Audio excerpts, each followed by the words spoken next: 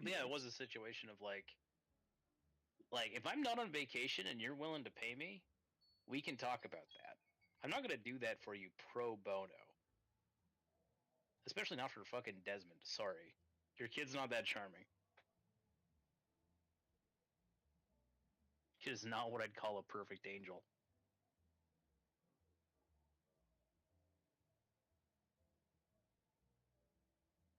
What's worse is Desmond is my godson. Didn't know that at the time when he was an infant, that he was going to turn out to be a shithead. Sounds like you failed as a godfather. Oh, yeah. I mean, I mean, I am exaggerating a little bit for comedic effect, but Just started running those games for him when he was just able to talk. should have.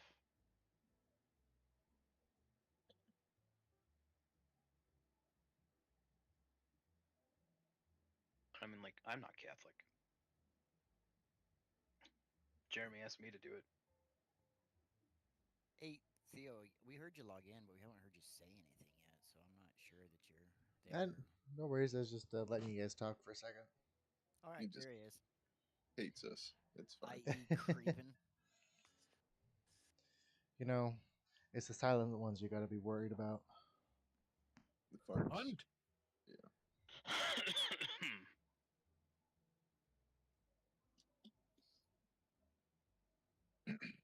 The silent ones, indeed. So yeah, moral of the story.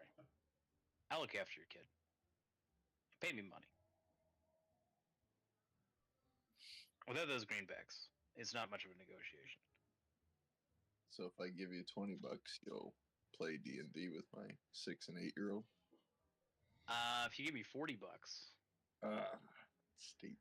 They're not worth that. I'll look after your kid, but get the insurance. This is one of my favorite jokes that I ever spontaneously came up with. Because I worked in an office for quite some time, and people always asked me if I would have, if we were going to have kids, and we knew we weren't a long time ago. But there was one chick that was pretty easily offended, and she would not lay off of it. You know, kept asking about the kids and shit. And so one day I looked at her, and I'm like, "Yeah, me and my wife decided that if we ever have kids, medium rare. Oh, jeez. Never ask me about it again." I mean, get the point across. For sure. We don't hate kids on this channel. We don't.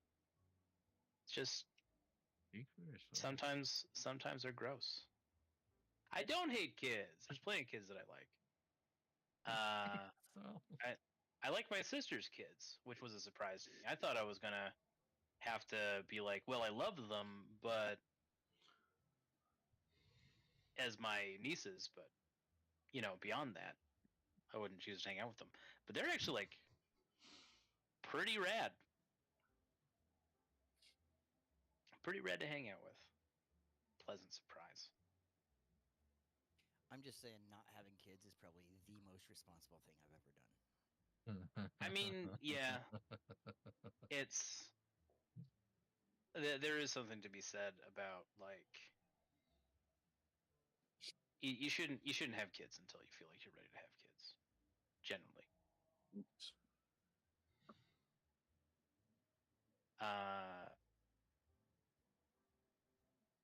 that said, I think Mud, we're not really authorities on this conversation. Nor do I claim to be. I did almost steal a baby one time, but not because I wanted to, but to teach somebody a lesson. You might be a D&D villain. Like levels 1 through 5?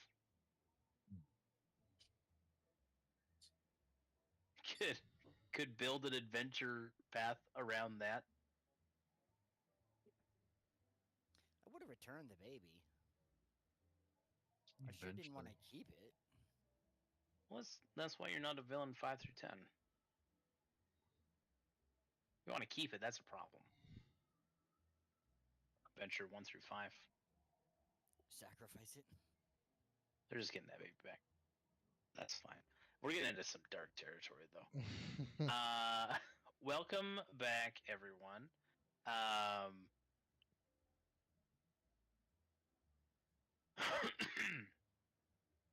I do hope the week has been treating you well. I already asked that question for some of us. But again, overall, hope y'all are doing okay. By vote, unless there's some very strong opinions otherwise, it looks like we are going to be continuing with hirelings tonight. I initially thought that we were going to complete the current leg of the hirelings side adventure that I had set up, but that might be the rest of the night. As it turns out, as Jack, as we've all seen, unfortunately has some familial obligations to tend to. But, that is what it is. We'll be fine. We'll be fine. Even without our resident warlock. Jimmy Swells. I'm gonna miss saying that name tonight. Oh wait, you're converted back to sorcerer. Pardon me. I think the only problem with that is he was the one that was after the guy that probably has the thing blocked. I think I'm right there too, because I Okay. tackled that guy out the window. Yes, you were soon to follow. Because I'm an octopus grabbing the other guys. So But we don't know for sure that's the guy that's got it. I mean, we probably have to chase them all down. that's true. There's a good chance that this guy's got it, or that one guy's got it, but we don't know for sure. I'm chasing two of them on the other side. This is an excellent segue, especially since we're halfway through. Already, can we get a recap of what happened, especially for Michael's benefit? Because we're going to have the vivacious Miss Rouge likely airdrop into the plot, literally and figuratively. Have her be top of day, it's fine. You dropped her in as our savior and hero. You can pull the rug from under me and make it Rouge instead.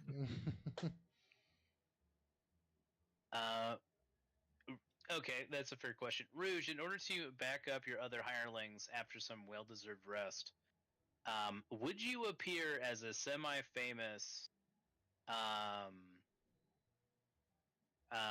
Valerian half-elfin paladin who is also a redhead? Sure. Okay. Would Fair enough. That makes that easy for me. would I guess would Madame Rouge know who this person is? Let me roll yeah, it. I can give you a primer. Yeah, Sorry? I'll just roll a history check, see if I even know who this person might be, Sure. because that will determine. Well, first while you're doing that, I'll give us our update. Jesus Christ. That's a Theo roll. That's not a Rouge roll. That's a Theo roll. That is the Theo roll. Let me do a Glade roll here. There we go. Boom. Just as Okay. good.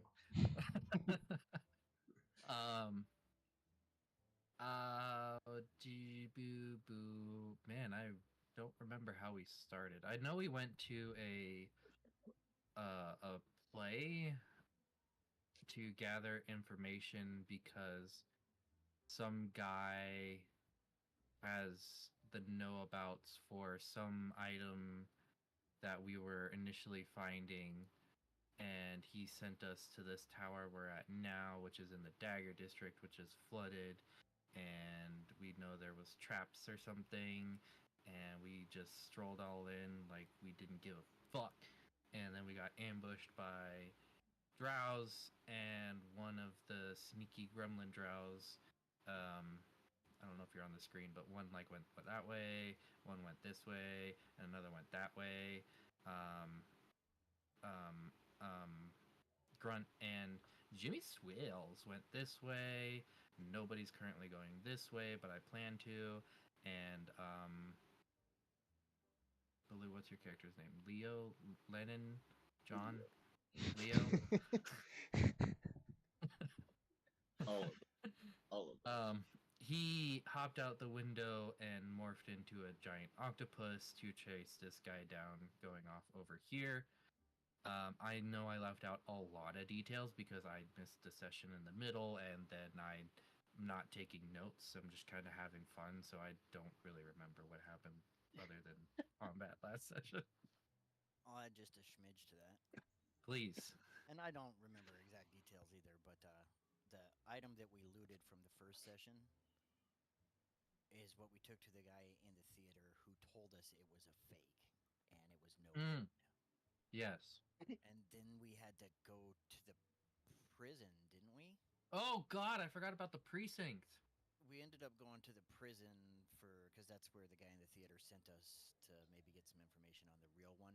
Yes. And then there was some jail shenanigans where we ended up charming him and getting the information we needed. And he directed us to where we're at now. Yes. And he gave us directions to where it was, like at the top of the tower. And when we got in there, we were ambushed, and one of the three things here has stolen that item and taken off, but we don't know which one's got it. Yes. And as far as exactly what the item is, it's Teddy will probably be able to. It's called the Stone of Galore. It has a sort of modified magic mouth spell on it. And if you know the passphrase, it will play back its message. And Sergeant Vilroy is under the assumption that this message details the location of Princess Irwinarn's treasure from when that caravan was kidnapped. Yes. So there's a small royal fortune on the line. We long time ago we rescued a princess and her, or we didn't rescue a princess. We rescued the princess's advisor and their band because this was some small plot thread. And we rescued them, and they told us about the princess, and we're like, yeah, sure, we'll check it out. And then I think all of us literally forgot about it. And this is the kind of plot thread we're going on. Which is kind of wild, because this is like the Princess of Breland is missing.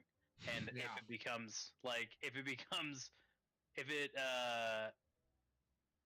becomes public knowledge that the Princess of Breland is missing, it is going to lead to maybe a Breland civil war and maybe Sharn getting bombed by the rest of the Breland army or whatever, which Sharn really doesn't need right now. Yeah. All right. And while we were at the precinct, we ran into the judge's daughter getting some schmoozing.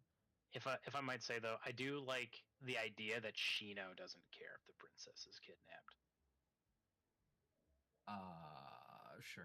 Like something about that just like tickles me. Some royal bimbo got herself captured by cultists. Well, maybe she should have became a wizard. Yeah, please continue. And then yeah, we got ambushed by Drow, and things were pretty okay. And then we ended off session with Teddy tying in my formerly retired paladin warlock from Storm King's Thunder, which took place in the same Eberron world. And he dropped a little cameo for her to come and save us, which you are now taking control of in your changeling form. Sweet. Just a couple of housekeeping things. I believe that you got a 7th level. The madam should have. That is true. Ooh. And the other other thing too, because I didn't snag it, is House Rules get the +1 ASI at level 6. Class level 6.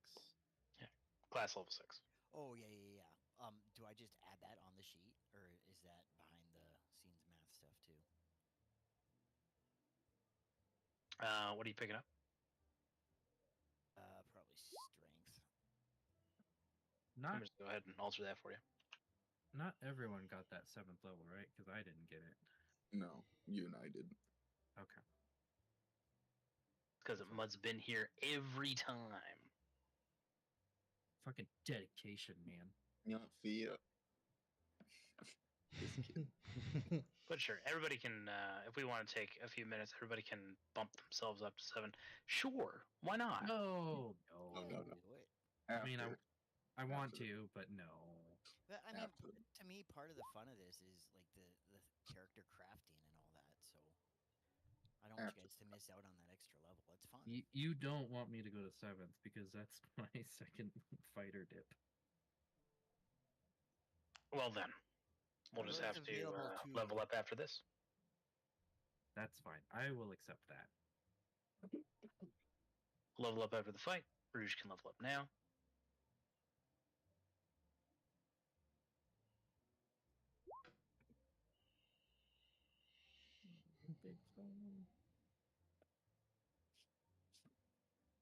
I'm really not incompetent. I could teach myself the freaking sheets. Oh Yeah. no, it's a GM permission thing. I'm pretty sure. Which I could be wrong. I still stand by. I could teach myself more about Mhm. the sheets because I've done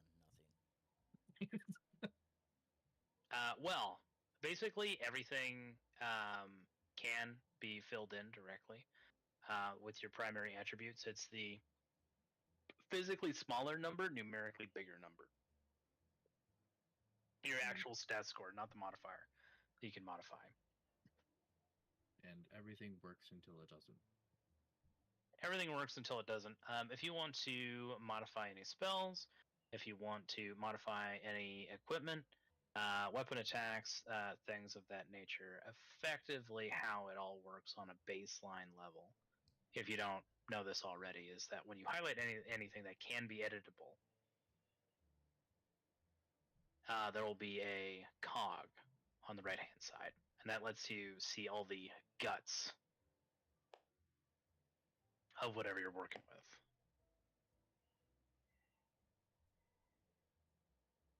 Oh, and it's just done just straight off that front page then, huh? Just editing numbers from the cog. Most of it, and that's the basics, right? But if you go up to your toggles, like you'll see like public to GM, advantage, normal, disadvantage, all the way at the end, right beside spells, there's another cog. Yar.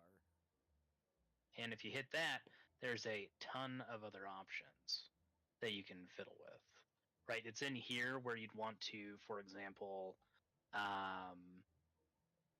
mess with custom classes, right?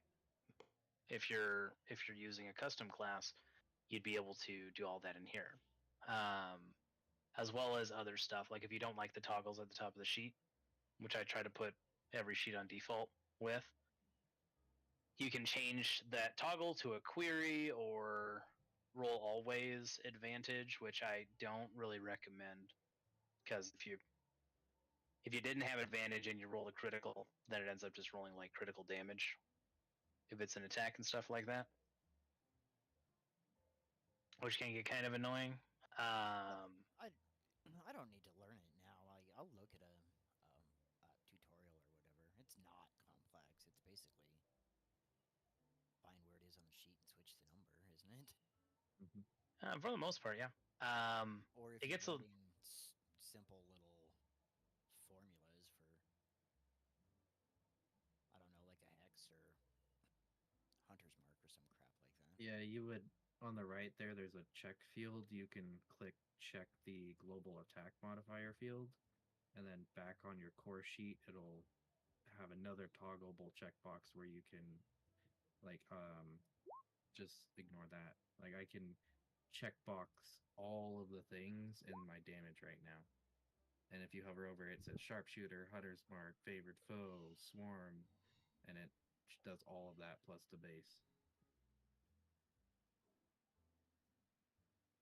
Same for like global attack modifiers. Like I can remove sharpshooter, and if you have paladin auras or guidance, you can add that stuff to your skill checks, saving throws, attack rolls. You can really get into it.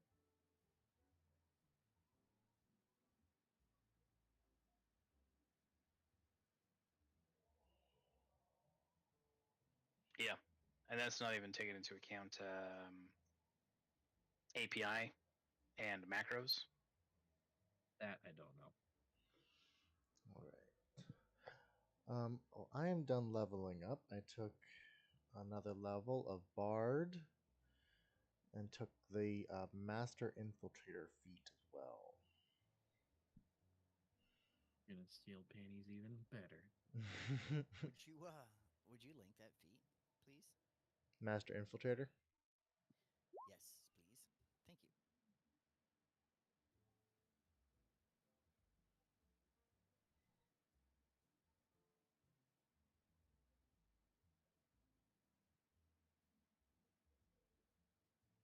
Noise. Very nice. Let's do bonus dexterity checks made on these. So you get a +2 to like your thieves tools? Mm-hmm. On top of the proficiency that I already have with them. You got expertise with them, I would imagine, yeah? Not. I don't think not yet. All right, so we got like 3 good people who can do thieves tools. Gotcha. Steady You're aim. half bard, half rogue, though, right? Mm-hmm. So you should have 4 expertises by now.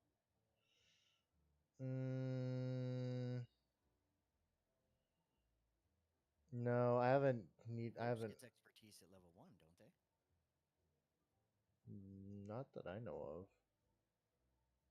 Well, maybe because I've got a +9. Yeah. Yes. So yeah, I've got expertise in deception, probably insight, probably performance, definitely persuasion, and probably stealth and sleight of hand. Okay, I gotcha. But I think, though, expertise in sleight of hand, would that also count for the thieves' tools, or no? No, thieves No, tools that's is a its own BG3 separate thing. Yeah. Thieves' tools is a tool proficiency. Yeah, thieves' Yep. tools is Dex plus proficiency, if I remember correctly. You can become expert in thieves tools, but you would have to like exchange the sleight of hand for thieves tools. Yeah. Well, I know my artificer gets it on all his tool checks, expertise on all his tool checks. Yes. Artificer privileges. Yes. I mean, between you and me, I do like a lot of the changes PG3 has made. One of them being using sleight of hand to do stuff like pick locks. Yes. I do think how I would probably rule it if we were to start over is probably say that sleight of hand could pick locks, but unless you have thieves' tools, you're at disadvantage. Now, if you had thieves' tools or locksmith's tools, depending on the context of those tools, then you'd be able to roll straight with sleight of hand. Jeez, my dexterity is terrible. What if you're trying to figure it out with like a chicken bone and a toothpick? Sorry, what's up? Oh, I'm looking at my actual core stats, and I dumped everything into charisma. Please tell me your dex is higher than a 14. Don't worry about it. You're so funny, Cat. Listen, Stay in the shadows.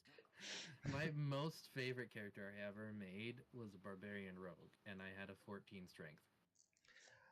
Let's just say I'm more charismatic than I am dexterous. She's a bard first, rogue second. Fair enough. Your characters amuse me. I played them for the story, not for stats. And what a story these stats tell. Indeed, they do.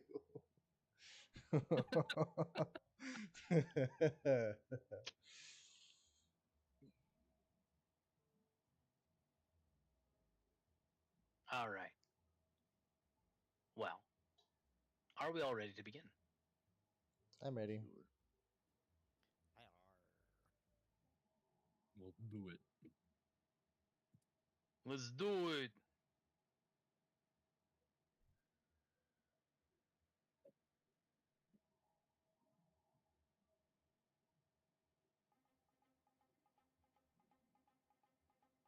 Okay.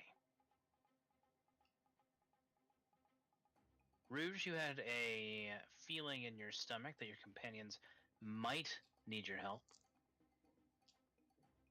Sort of a sixth sense. You're feeling a lot better, but you kind of can't shake this feeling that your allies should have been back by now. When you approach on the scene, you use your crossbow, disguised as an eldritch bolt. We'll think about the logistics of that later, while under the guise of a rather striking paladin maiden who's like caught your eye on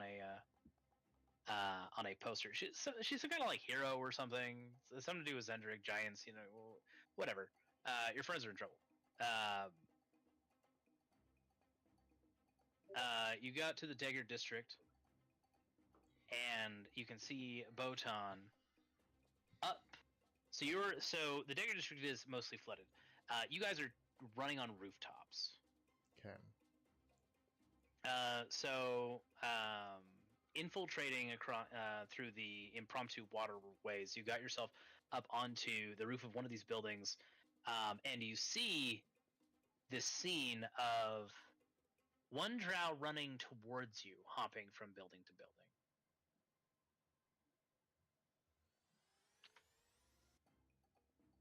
The druid friend, whose name escapes you at the moment, it's part of the problem with learning everybody's names while you're getting drunk.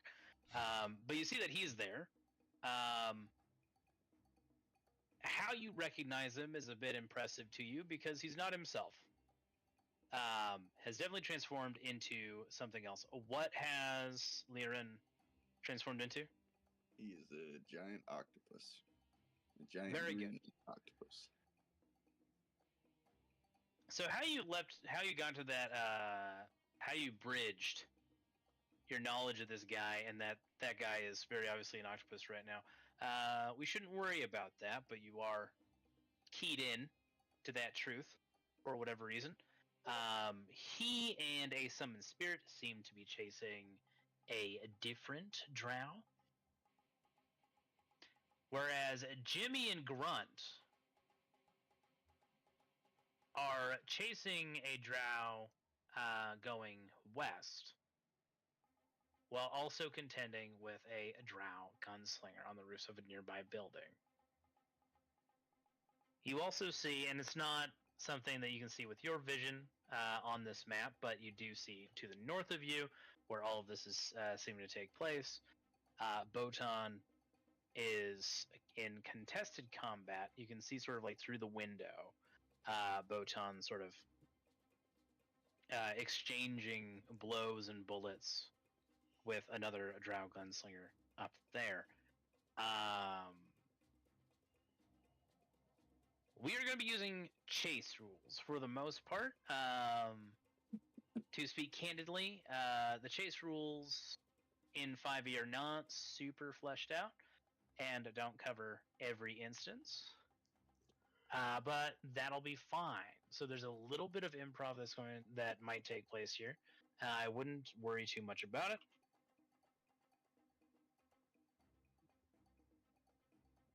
All that's important is that the very basics of this are still going to take place, right? Distance, I'm keeping track of distance, but it is largely abstract as far as the map is concerned.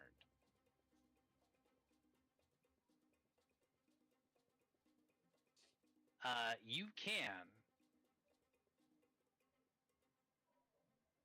your quarry can try to lose you, in which case you'll need to identify where they're going. Opportunity attacks are not a thing that occurs.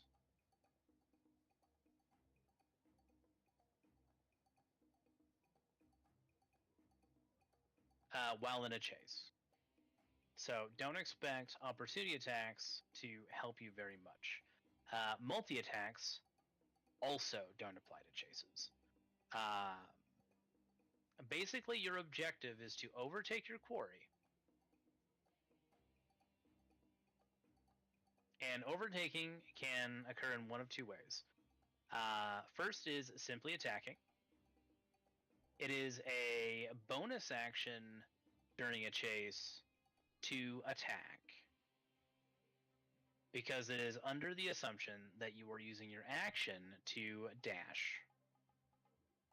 You can dash a number of times equal to 3 plus your Constitution modifier, so keep an eye on that.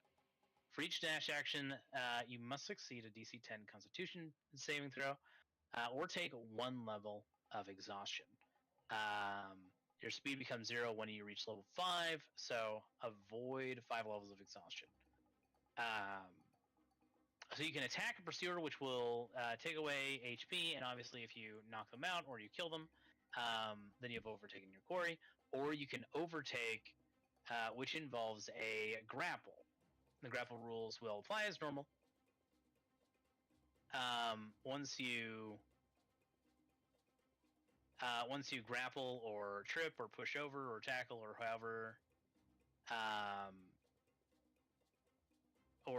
however that applies, as long as your movement is 0, then you have taken them out.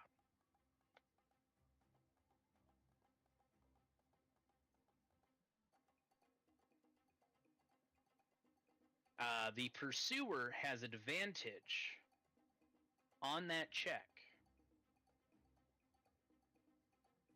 Something to keep in mind. To grapple or trip or whatever else their target, if they can catch up with them.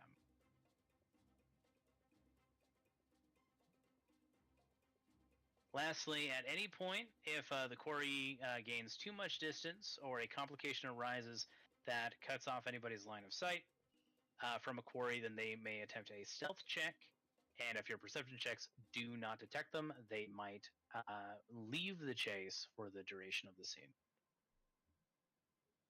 and are assumed to have escaped. At the end of each of your turns, we might have a complication. So at the end of each of your turns, you will each roll a d20, and we'll see if any random complications, or sometimes advantages, they're not always a complication for you, might occur to affect the chase and shake it up in different ways. So, do we have any questions before we begin? Does that mean there's no spellcasting unless it's a bonus action?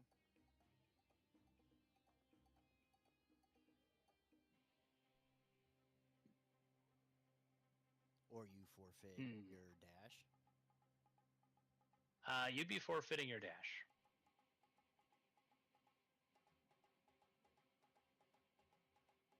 Okay. See, this is one of those things. The rules do not cover that, which is kind of silly. Spellcasting should always be an option. I do see the merit in not allowing you, in such a case, to dash and cast a spell at the same time. It's kind of like a running with scissors kind of situation.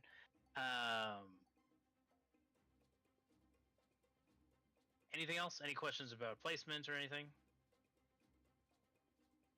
So these two guys in front of me, are they on a building or are they in the water? I guess is my thing. This guy and this guy. They are jumping across building rooftops, but the rooftops are pretty close to the water. Okay. So I was just, my spirit's probably going to be useless then, but not me. Not necessarily. Spirit can jump. But I think it can only breathe in water. That's part of the stipulation with the water bestial spirit. What is line of sight looking like? Is there a lot of obstructions, or is it all pretty flat, rooftopy water? There are some obstructions. There are some taller buildings. It is Sharn, City of Towers, after all. But for the Right. most part, you are in a tower. As soon as you get these aggressors out of your face, you probably have a pretty solid lay of the land. That's There fine. aren't many buildings taller than you. Currently, as it stands, I just yeah. need to look out a window or something, right? Yeah, as it stands, you can get a good bird's eye view of the entire situation. For those of you active in the chase, Kat, this isn't going to mean much to you right now. Basically, this first line here represents the general starting position of the chase, where all the token locations are more representative of general abstract location, right? How far they are from each of you, right? It does not represent literal space.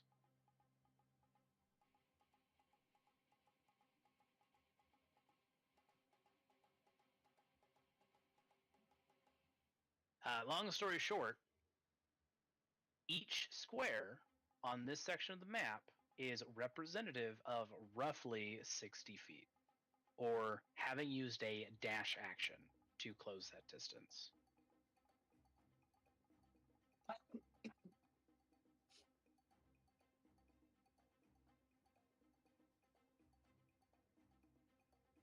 And remember,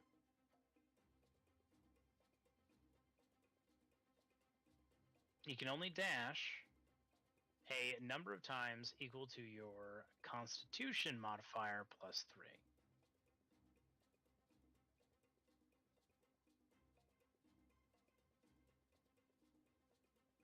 So, without any further ado, Krebig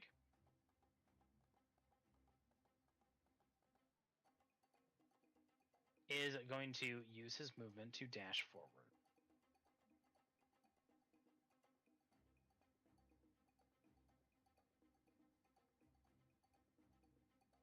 He is still a bit too far away to start making use of his pistol, but he does have it out and at the ready.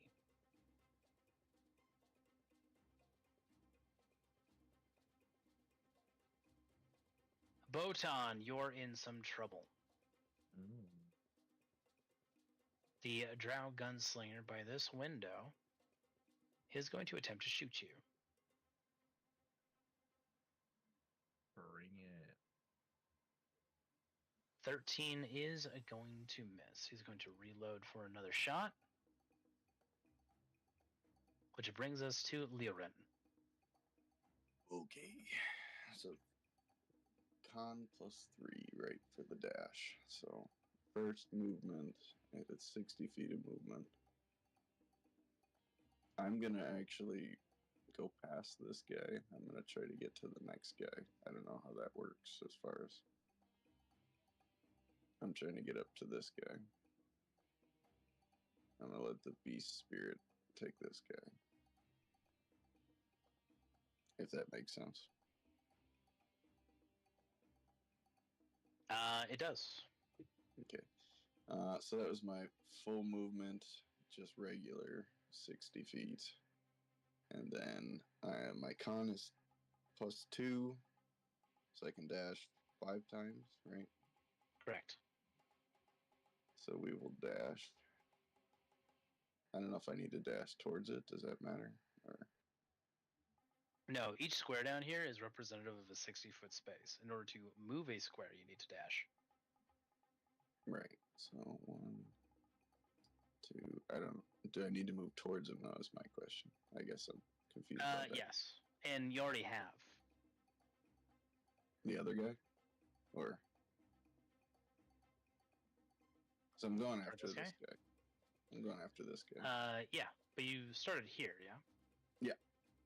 So by moving here, you have already dashed. That's not just Right. my regular movement first. My Correct. 60 feet. It's representative of a 60-foot space. Right, but it's a 60-foot movement. But anyways, yeah, I get you. Okay. Oh, your octopus is 60-foot swim speed? Yeah. Fucking for real? I gotta double check that shit. 3. Fucking furry. Sorry. Yeah, so if I can dash 5 times and move that 60 feet. then No, I 5 times in total, not during a turn. can- Fine. Can't knock the hustle, Teddy. So I can move 120 feet. That's right. You can move. Is that in Druid? Like, is that part of your wild shape? It's a CR2. Right? Or CR1. Giant octopus.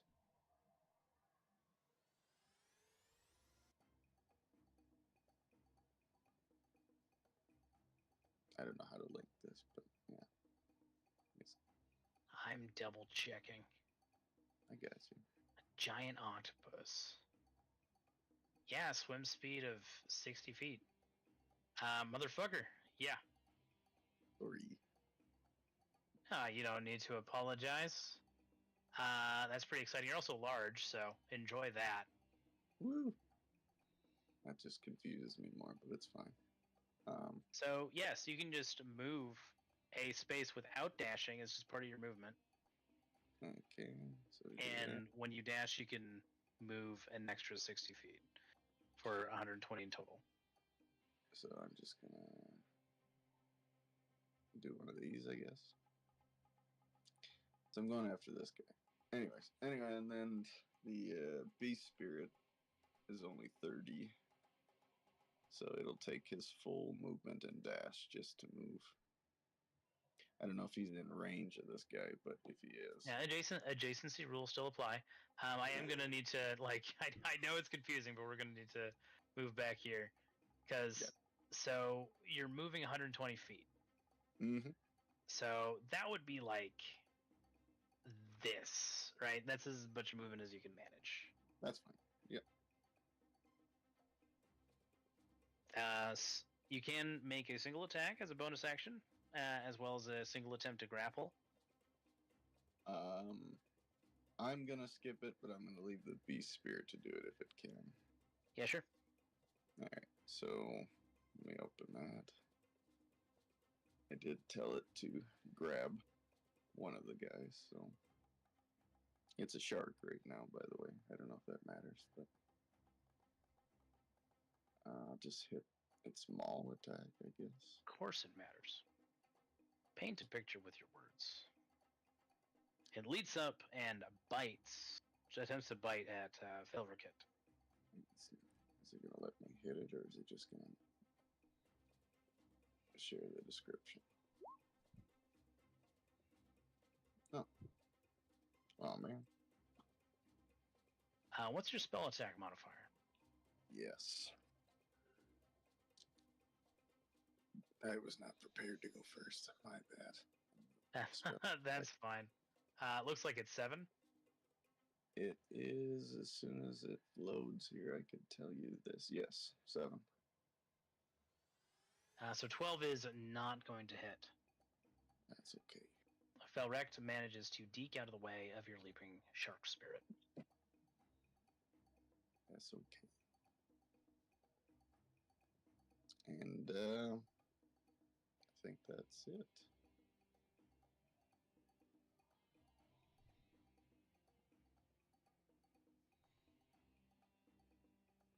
So you did dash.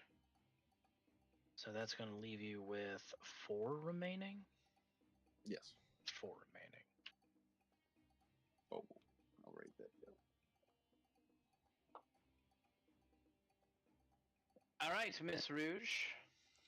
Under the guise of Tabane, All right. So how did I enter the scene? Did I just kind of like float down or something like that? I imagine you showed up on a boat, unless you wanted to show up via Featherfall. Sure.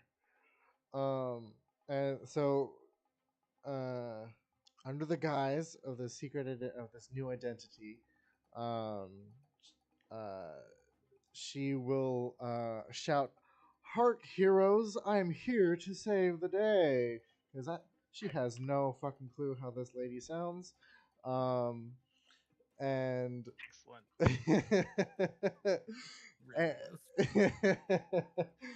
and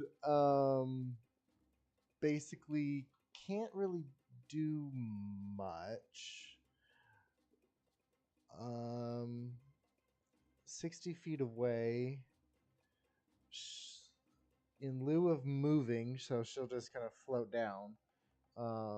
We're gonna cast a vicious. Oh wait, each one of these is 60 feet, isn't it?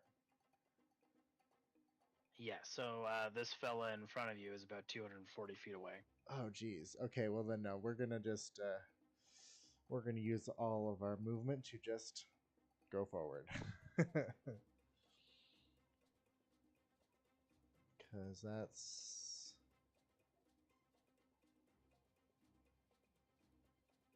up to advantage on charisma checks. The DM's discretion. Dancing lights, 120 feet. You know what? And for giggles, we'll just do some dancing lights.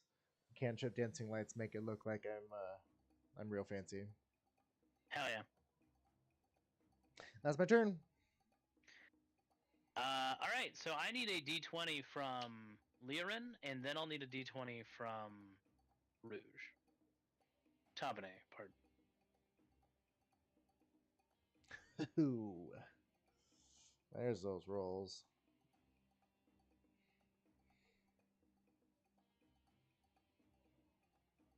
Okay.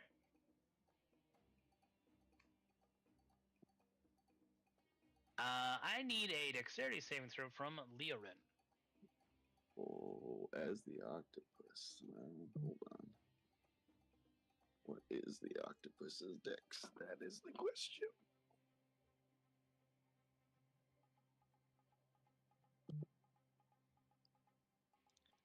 It's just being slow. Well, he's only got a 13. Okay.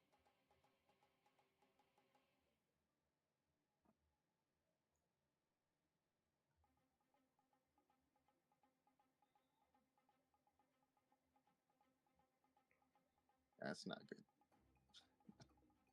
Very good. As you are swimming through the water, you are suddenly pelted upon by a hailstorm of stone, debris, a couple of like little off tomatoes, and it's causing you 5 feet of difficult terrain.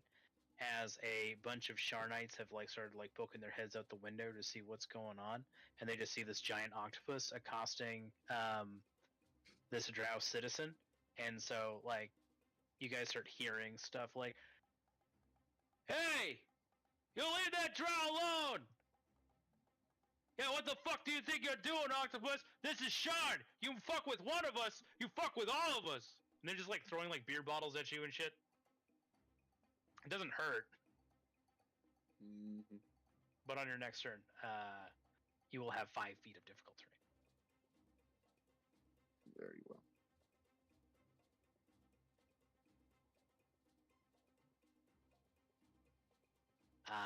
So Fel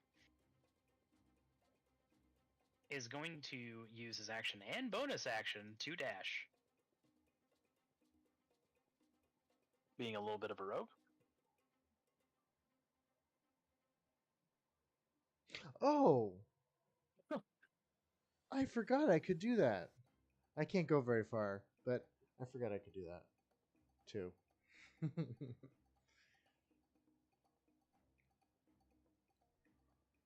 Yes, indeed. As a fella's hopping from rooftop to rooftop.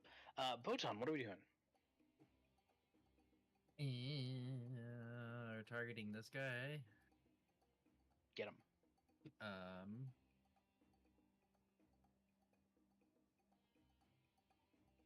I think I'm just gonna shoot him as is. I don't think I have anything special I can do right now.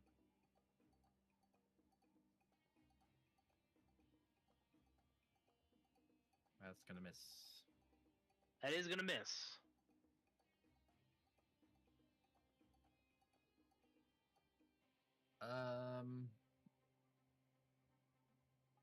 Let's tick off sharpshooter from my next attack. That is gonna miss. Really? 17 still? Yep. Unfortunate. They are quite dexterous. Very unfortunate.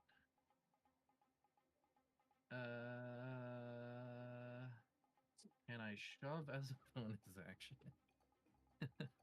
Asking half No. jokingly. Unfortunately, this isn't BG3.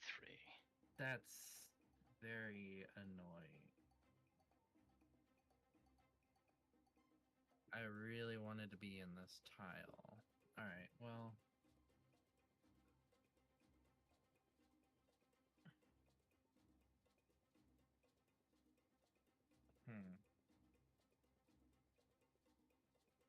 Alright, I will not move, but I will use my bonus action to second wind, and then that will end my turn.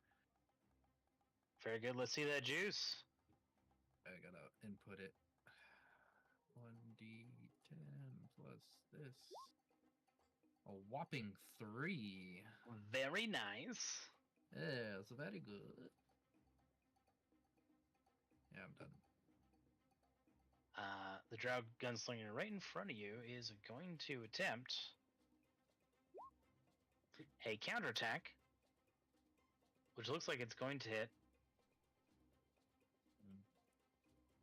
You had already previously shot him before, so he shoves his pistol almost directly against your ribs, pulls back the trigger, and lets that shit fly. 23 damage unless you have anything fancy, 13 piercing, and a 10 poison.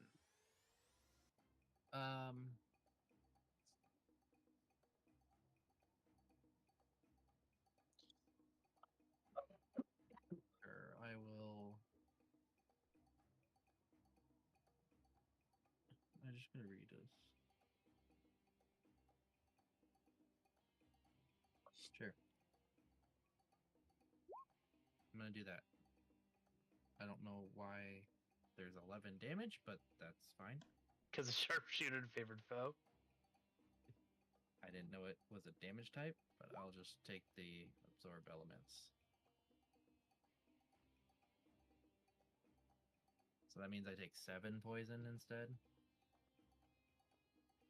No, you have resistance, so you take 5 poison. Ah, yes. But you get to add 3 poison damage on your next attack. Yeah. You do not get to add 11. No. He rolled that separately. Yeah, that's fine. But he's going to reload his gun. This drow gunslinger is grappled. But he's only grappled, right? I mean, he's prone too, isn't he? I don't think he's even grappled. I think he's just prone. Because I landed on him. We came out the building, or came out the window. I thought you had him grappled. But if you say he's not grappled, then he's not grappled. He'll use half his movement to get up from prone, so he isn't moving anywhere out of that space. He is going to try and shoot Grunt. Grunt is close enough to cause him disadvantage otherwise.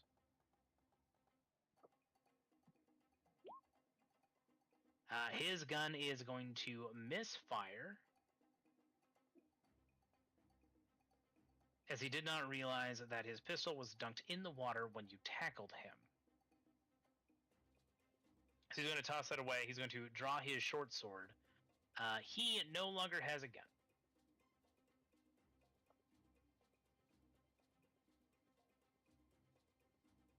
So Luna is going to dash.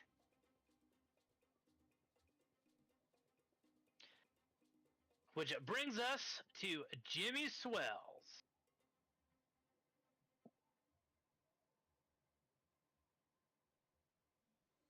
Jimmy really does want to chase this guy. But from what I've learned from Jimmy,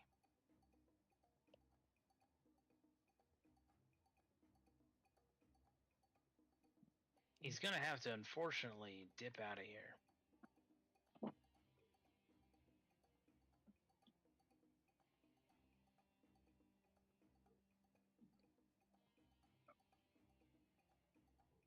It's been more than 4 hours yet to get to a doctor.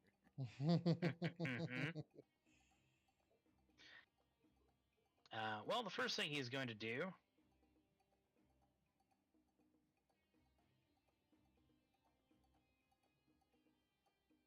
is Misty Step and get himself out of the chase.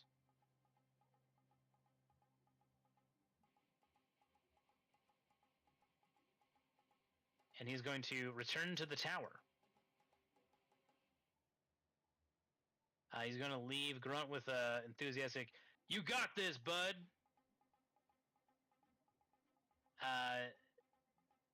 Jimmy's going to scream, "Boots on! I'm here to help." Oh. He's going to cast Lightning Bolt. It doesn't work because of the anti-magic in the tower. I don't think I thought this through. He's going to use his movement and try to shove the gunslinger.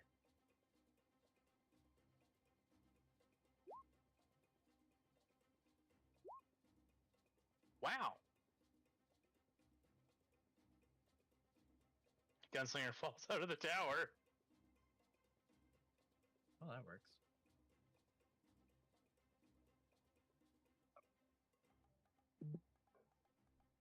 Nice. He's going to go in for a high five. Are you Yeah, going to I'll high give five him- Jimmy? Yeah, we'll give him one. Nice.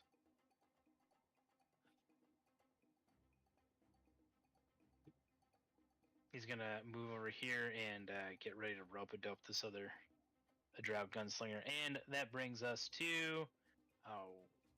that'll bring us to Grunt.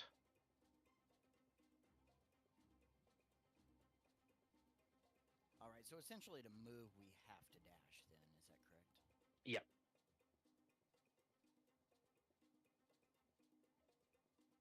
All right, so I think first thing I'm going to do is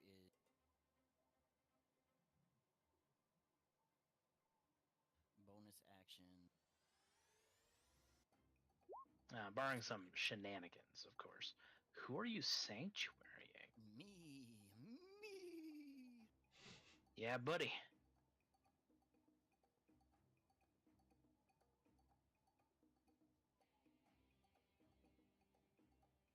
I'm measuring something here. So 4 by 60 is what, 280? Should be 240. Oh yeah, 240 math. And I can see him clearly then? Yeah, he's sort of hopping from rooftop to rooftop, but yeah, you can see him.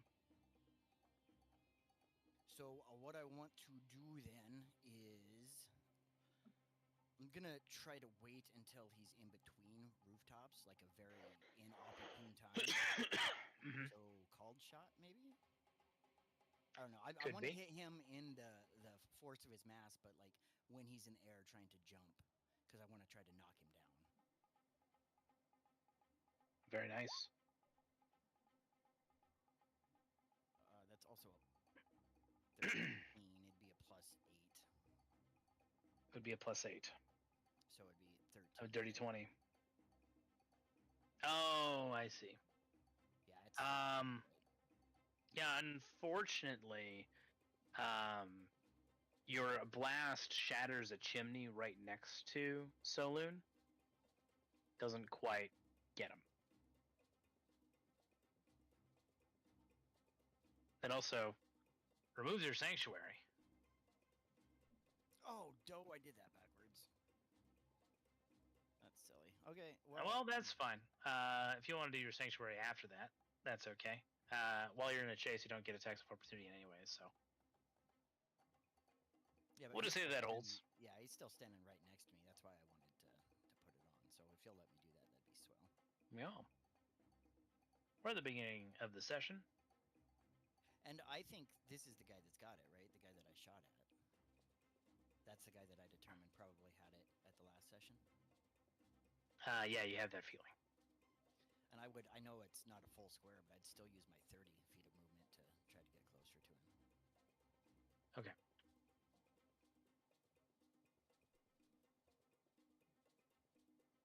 Very good. That'll be the end of my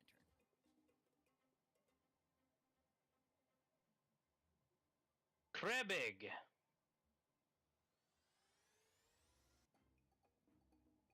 Is going to dash. Sees his paladin in his way. Rouge, you are about to get shot. Mm.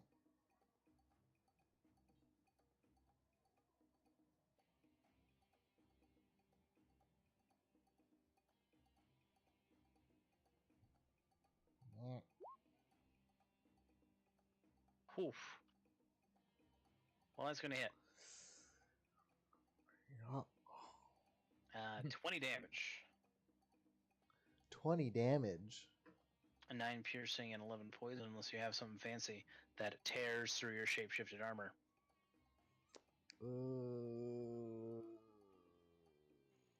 Nope.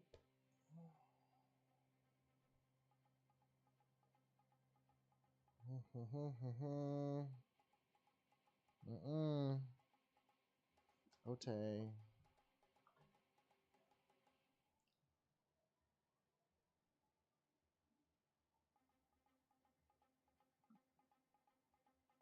Am I poisoned? Or is it just poison damage?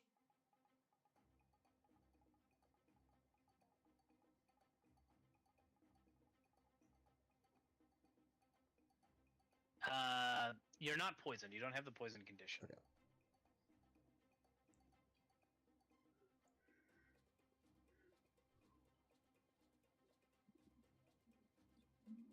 Oh yeah, I guess that's his turn. This Drow Gunslinger is gonna attack Jimmy.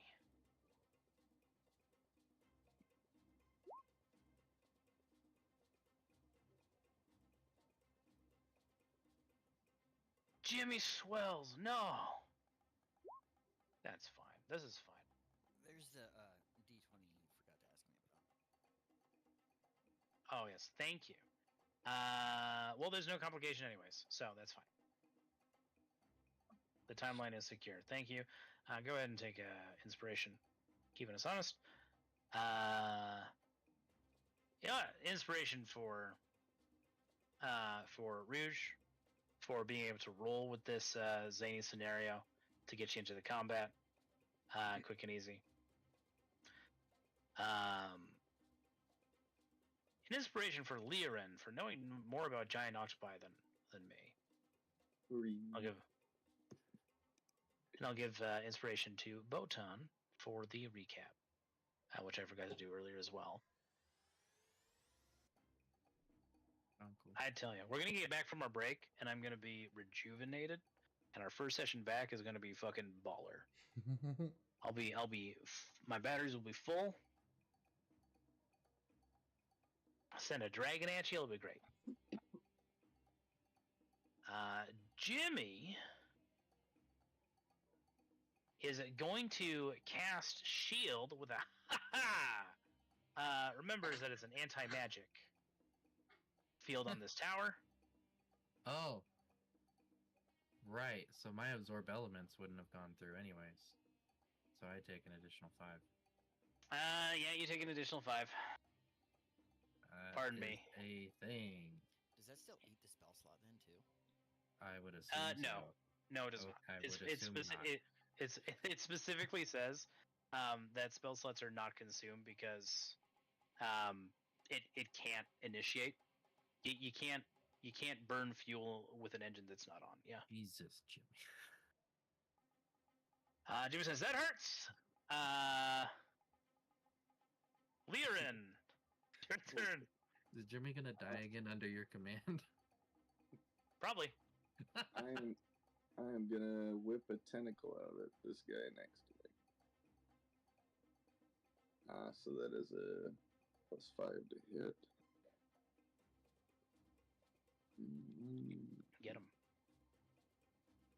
Here it comes. 18. Then there's some damage involved if it does hit. So are you hitting or grappling? Well, it does the same, I think. Based on what I read. Let's see, tentacle. I don't know how to fucking paste. Oh. I copy paste. Oh yeah, I see it though. Tentacle attack. The target is grappled with an escape of a 16.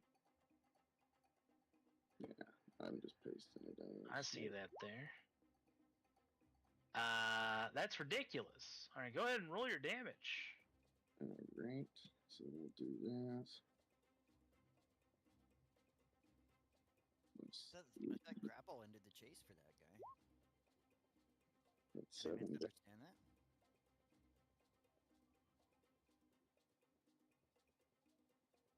Yeah, but he's also being hit with damage.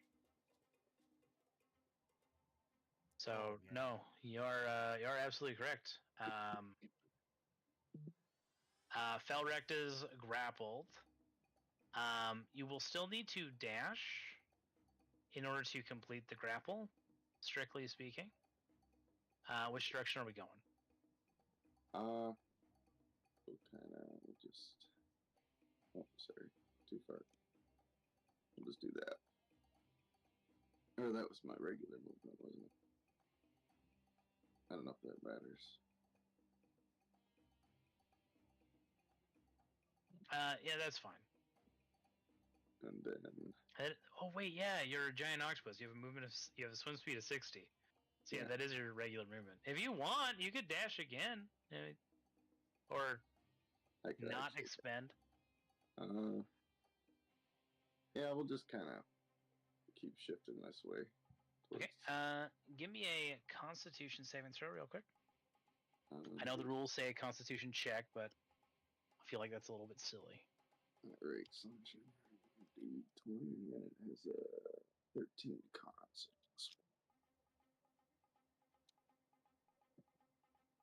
Oof.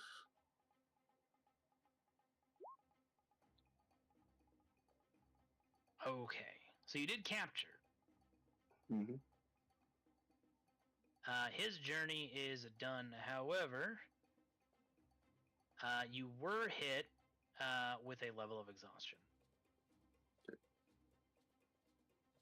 And It's hard being an octopus and the beast spirit is just gonna start going this way. Towards somebody.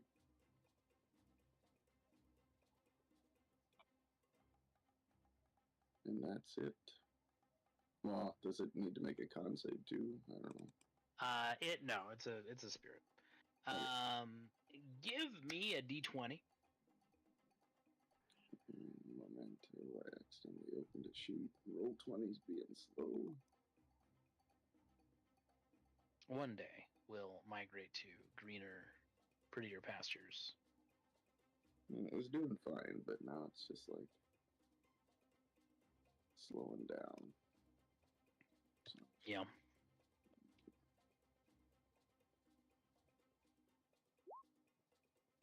$16. No complications, which brings us to Rouge's turn. Rouge, what would we like to do? All right. Can I get close enough to be within melee with this person? With my movement and bonus action dash. Yes. All right, we will do that. And as an action, we're we're going to stabby stab. You bitch! You put a chink in my armor. You can't steady stab. I can't steady stab, so we're just gonna cast a spell. Actually, we'll just cast Vicious Mockery, because that's within 60 feet. Very good. Increases 1d4 when I reach level, so 2d4. Where's my thing? Oops.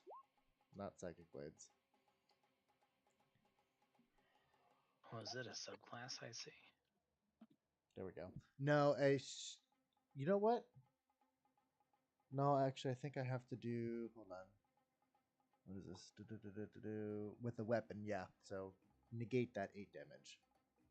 So just 6. That 6 damage is still going to befuddle him.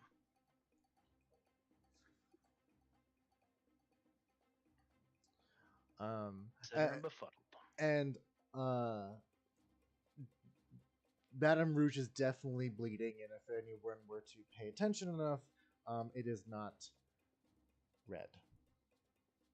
Oh, spicy. But everyone's like really far away from you. Yep. So they Of can't all tell. the times for this like reveal to occur, I know. everyone is like 200 feet away. Give me a Constitution saving throw, then roll another d20 for me, please. I'm crying over some spilled milk. Constitution saving? Yes, indeed. Okay, you're good. See the d20? No complications. Sweet.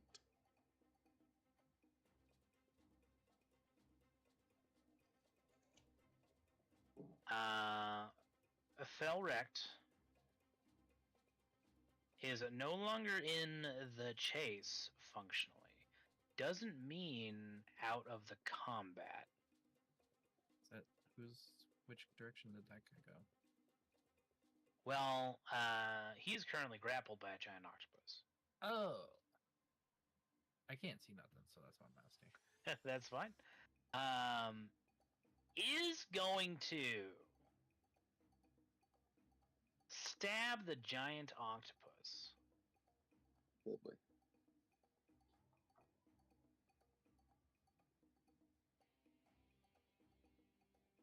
AC is not great. Yeah. Your octopus health takes 15 damage. I would just put that as temporary HP for the 15? time being. Or is it 5? It's 5 damage. Okay, I was just making sure. So it's 47.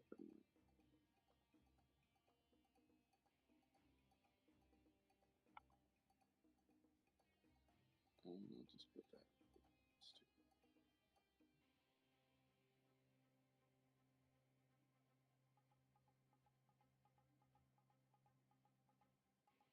Maybe. Come on, 20.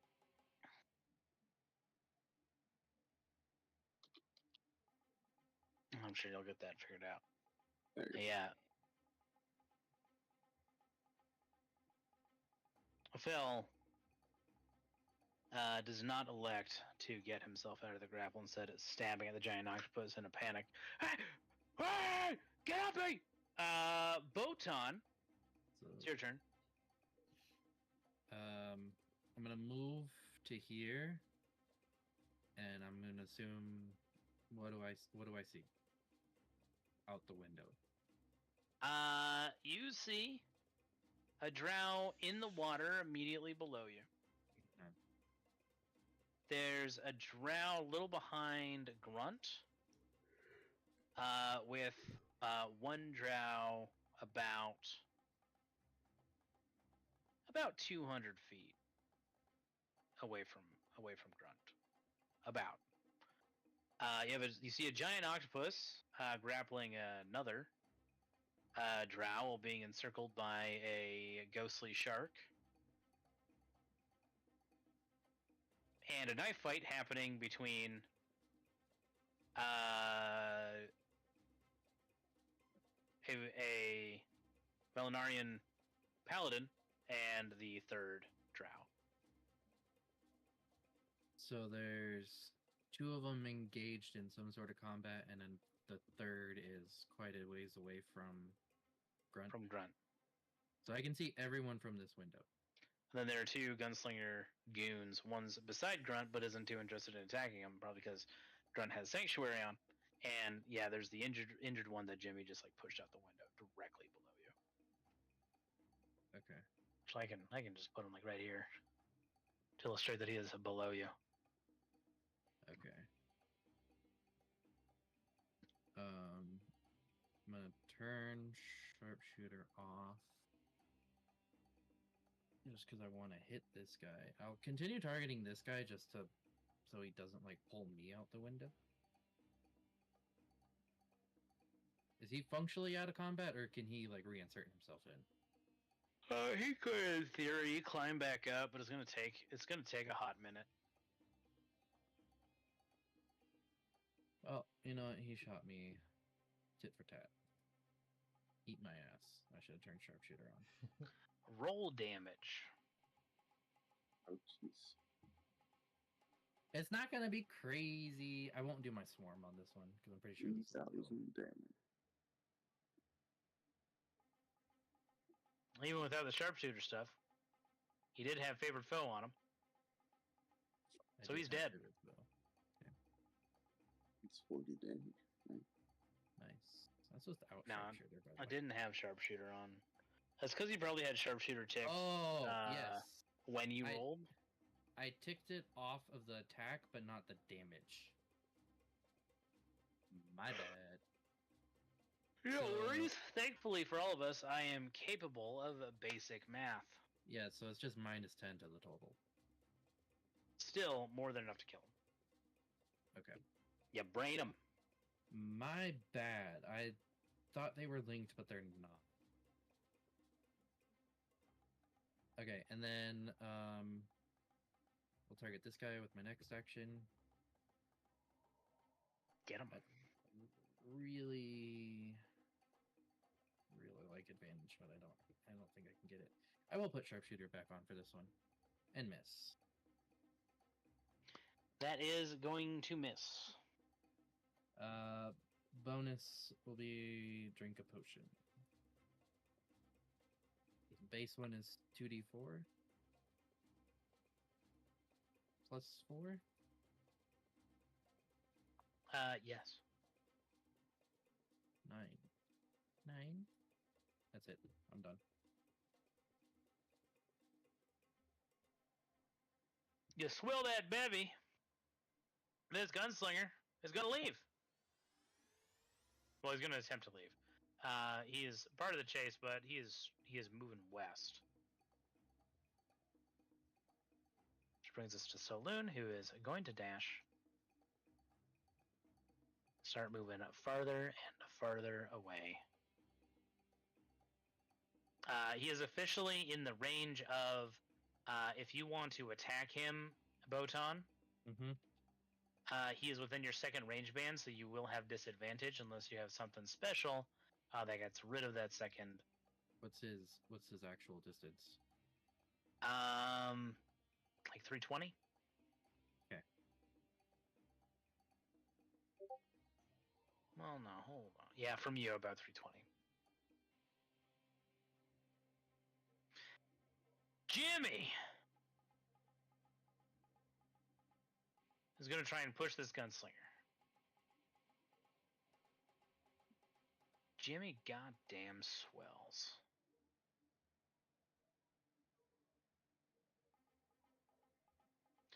Goddamn, Jimmy.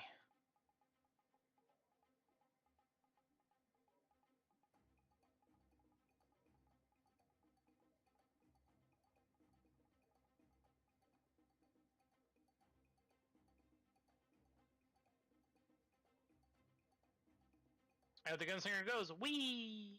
Sploosh.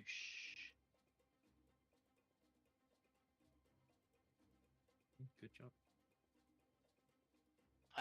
Jimmy turns to you, smiling, blood between his teeth.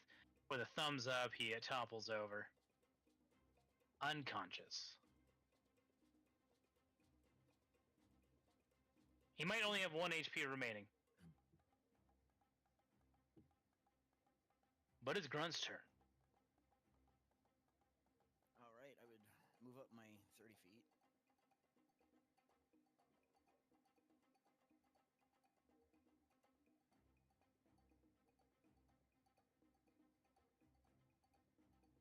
So again, that's 4 by 30 is 280. 240. I did it again. No, it's 280. I'm gonna do the same thing. I'm trying to hit this guy so I can topple him and really fuck up his run away. Okay. Oh, that's gonna miss.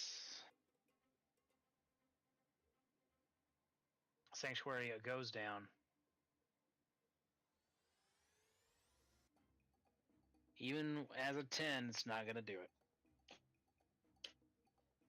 Yeah, Can I get a D20?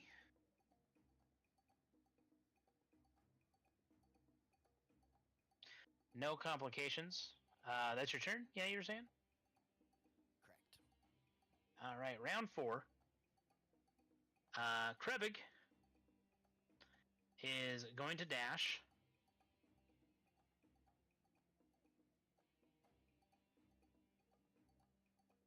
And then with a bonus action,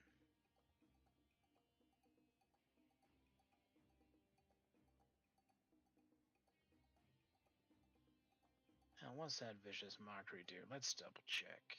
It's a disadvantage. Right, so he's going to have disadvantage, but he is going to try and slash at you, Rouge, with a short sword. That's going to be a big miss. Whew. I thought that sigh meant he hit you, and I was gonna be so befuddled. No, that's a miss. That's a big miss. This Drow gunslinger. I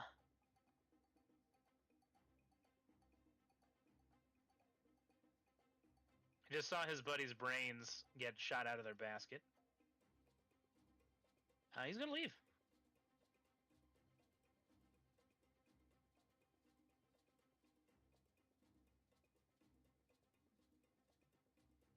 Goodbye. He starts swimming.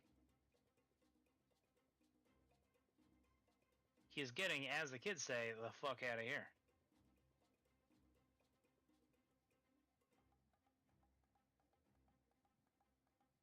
Leorin, what are you doing?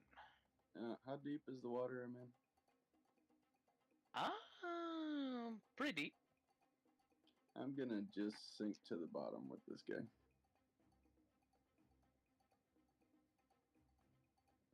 Okay. Fair enough. And then the beast spirit is gonna just dash its way this way, heading towards this area. Alright.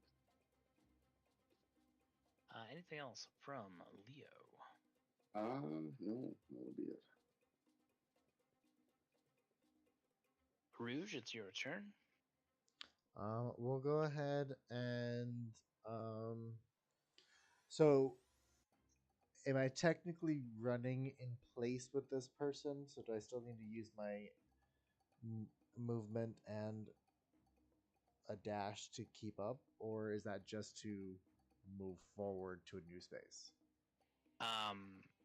Right here, you do need to use your movement. Just the movement. Because you're sort of like, you are crossing blades, but after this, like, he is going to start dashing again, in which case you will need to dash in order to Keep up. keep up. Gotcha. Okay.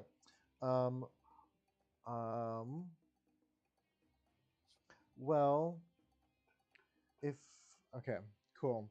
We're going to cast Bane on this guy within 30 feet. That'll be a charisma saving throw. DC 14.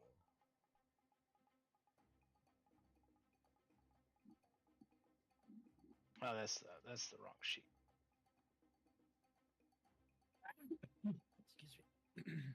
He's baned. Sweet. And then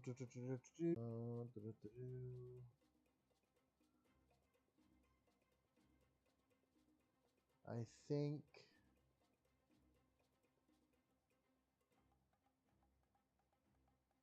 take bonus action on each of your turns. This action be dash, disengage, or hide. Yeah, I think that will be mine. And oh wait, actually, hold on.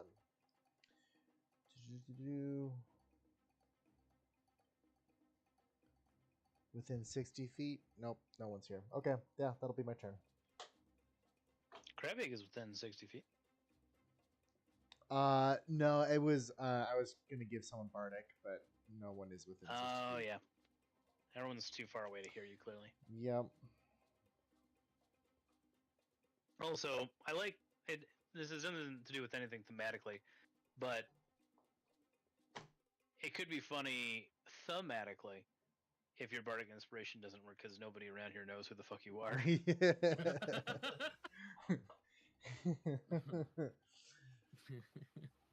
This isn't Valinar anymore, Dodo.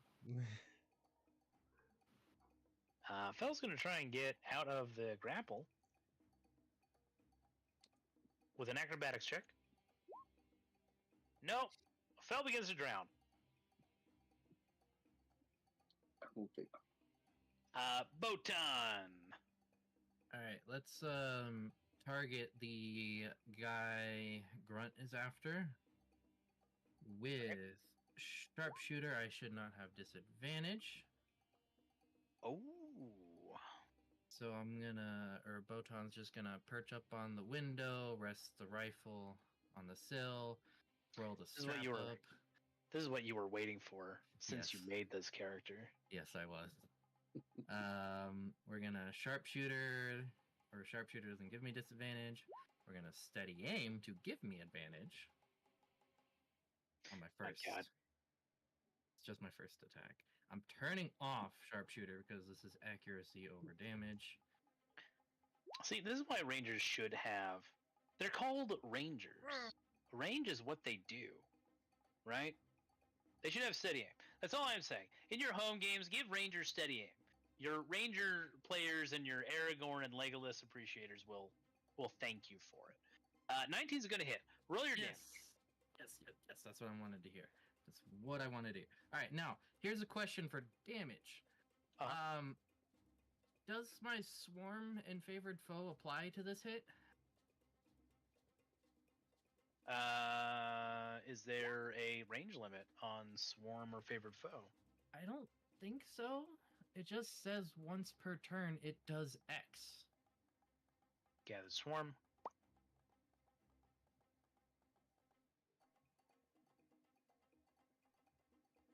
No, all you need to do is hit a creature with an attack. That's what I thought. In both cases. All right, so swarm and foe will be on that guy, a new foe, because my other one is dead. How do they manifest? Tell us about this. Yes, my swarm, because this is new for you, Michael. I changed the Gloomstalker over to Swarmkeeper. Okay, I was like, because yeah, the Gloomstalker idea on paper sounded really good, but in practice didn't work how I thought it did. So I just pivoted to a Swarmkeeper instead. And the little swarm is tiny little micro missiles. I love it. Okay, that being said, that's all out of the way. I just need to click damage.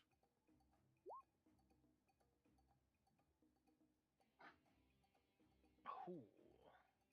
Not a lot. That's it's not too damage. shabby. You got 3 on your D4. Sure, the D6 let you down just a little bit, but that's not too bad.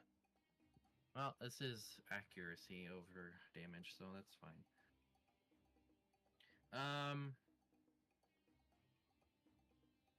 Then let's do it again, but this time is gonna have to be a normal attack. I won't have advantage.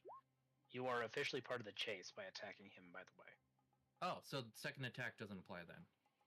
Second attack does not apply because he's moving too quickly. Got it.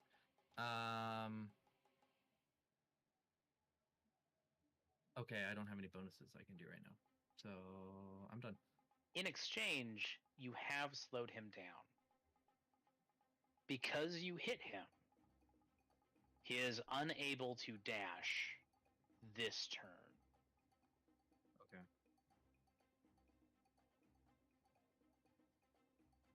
You sort of like, you like winged him, right? So Yep. he's trying to run across the rooftops, and you hit him in the shoulder. Ah! So he sort of like tumbles and like rolls forward, almost crashing into the water. He has to get himself back up to continue running. Okay. Yep. Then you can ignore my second roll. Because I realized I was inserting myself, but I didn't know if I got the second one. That's fine. That's fine. That's fine. Roll a d20 for me. I got no reactions, no bonuses of note because range is a thing. And So steady it's aim. Simple. Oh yeah, I did steady aim as well. You're right. You're absolutely right. No complications. Mm-hmm. This drow gunslinger is going to leave. Gotta report to the boss. Oh shit. Saloon is... Well, he can't dash. So the next best thing that he can attempt to do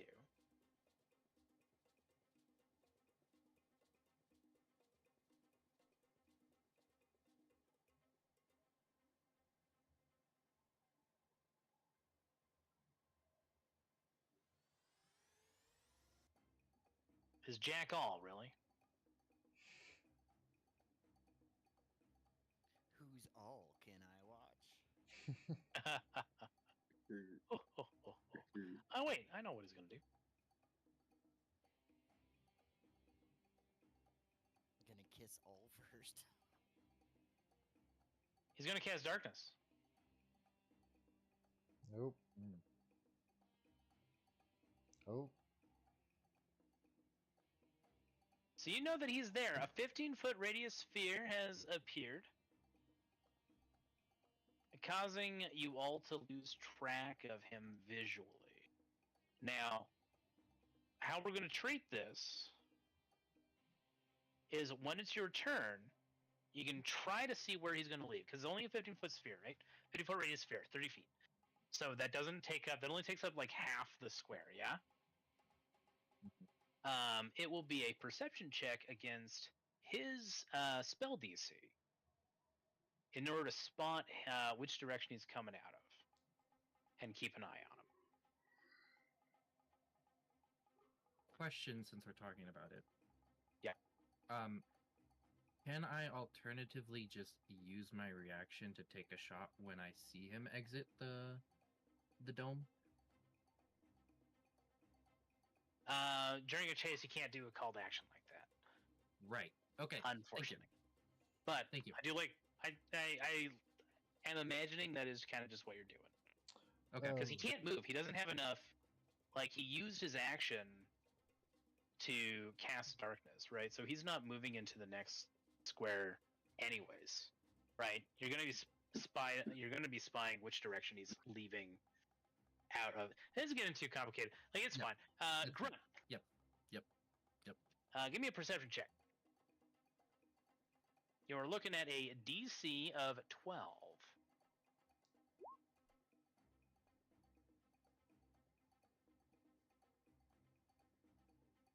Okay. He is going to be moving southwest. Hey Teddy, I have a thing, Yes. a feature. Yes. Would this I know it's kind of far away, and this is probably meant for more close combat, but this eye for detail, if I make a perception check to spot hidden creature or object, to check undercover or uncover or decipher clues. Would I be able to use this if I needed to look at this person, look for this person? Yes. Okay. Although that is unnecessary in this case because Grunt already pointed it out. Yeah. So Grunt would be able to inform you. But for future reference, yeah, absolutely. Okay. Grunt, what are you doing with the rest of your turn? I'm gonna keep trying to force blast him, I guess. Nice.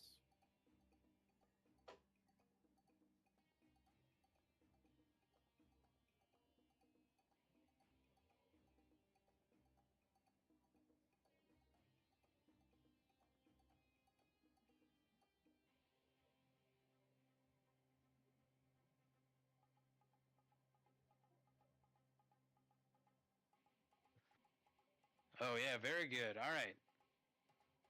25 is going to be a big hit. As soon as you see his shock of white hair leave that darkness sphere, you're ready for him as soon as he tries to leap from one building to the other, even with the penalty that would have been applied for your called action. Or not called action, for your like called shot. That's still going to hit.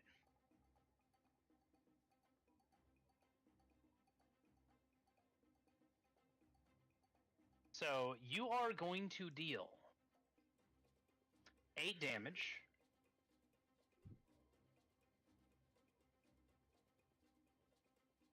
And you knock him off the building, off the roof of the building, into the water, effectively knocking him prone.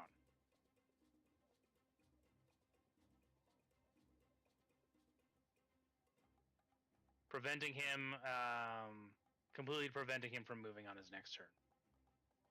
Anything else from the Grunster? Just a rules question. If he's prone, though, that Botan's gonna have disadvantage at a distance, isn't he? Or isn't she? Not with Gunslinger. Oh, sweet. I would use my Or Sharpshooter, pardon. I would use my 30 feet of movement to get closer. It won't let me go halfsies, so he might have to do that. But I'm moving toward him now. Or I guess I always kind of was, but... Give me a Constitution check.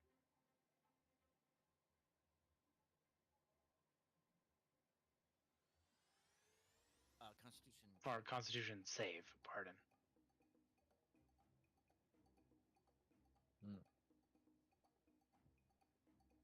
Okay. That fry cook life is starting to catch up to you. That is a level of exhaustion. But you do make good speed. Sorry? You know, I haven't dashed a single time this entire... Oh, you haven't dashed. Pardon me. Pardon me. My mistake. Single time. I misunderstood. That's on me. All that aiming. I'll take that. All that focusing and looking. Okay. Round 5. Krebig is going to use his bonus action attack to try and get a scimitar. No, it's not a scimitar strike. It's a short sword strike. Oh, thank you. Gosh darn it. It's always because like right at the end of the round I want to start the next round that I keep on forgetting to ask Grunt. You need to make a dexterity saving throw, my friend, as the tiles that you are stepping on, the roof shingles, start to give way under your weight. Don't do that. Yeah. He's not the first. You are also knocked prone. And you slide off the roof and into the water. Why don't I go ahead and use my inspiration on that one? Okay.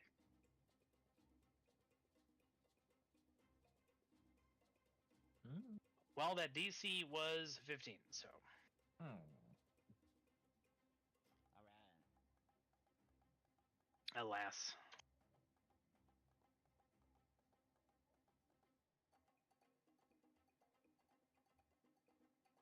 Krebig is going to attack Rouge with a short sword. Looks like that's going to hit 5 piercing. And is going to dash.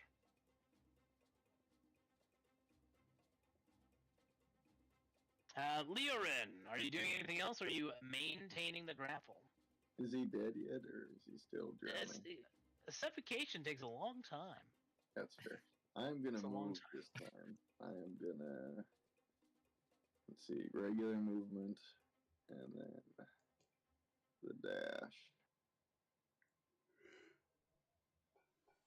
Con save, if you please. I imagine you are using your bonus action. That would normally be for your attack to maintain the grapple. Yes. Okay. +1, sorry. Keep forgetting. Here's the con.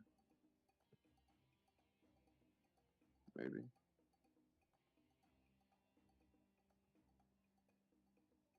Hey, buddy. Hi. Guys, break time soon.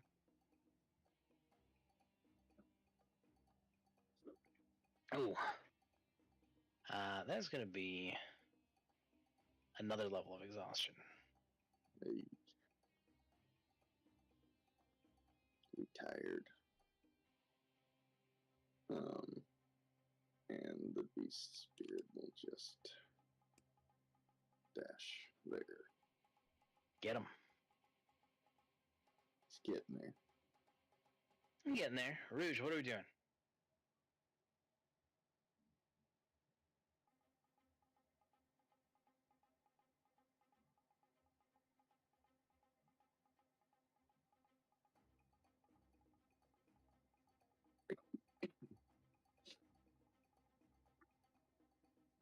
Rouge, you there? Oh, sorry about that. No worries. We are going to. Yeah, we're going to move bonus action dash and use my movement, and then I would like to. Well, let's keep. Let's. D20. Sorry. I need to roll a d20. Well, for the. Oh, sorry, Leorin does. Man. Oh. And then. Ooh, okay. If I cast Tasha's. Oh wait, no, I'm concentrating on Bane. Never mind. Never mind. Vicious Mockery to this person.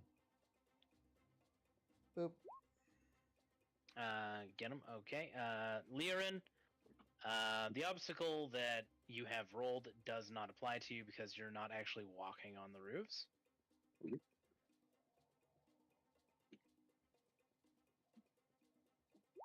Under the sea.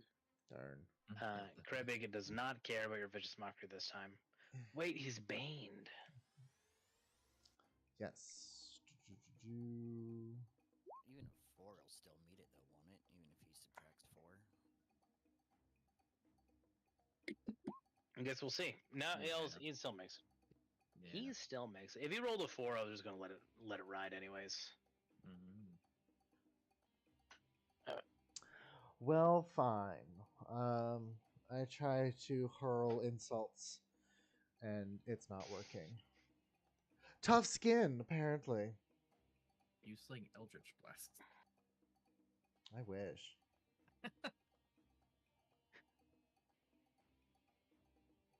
No time to talk, babe. Just keeps running. Fel wants to try and get out of this grapple. Real bad.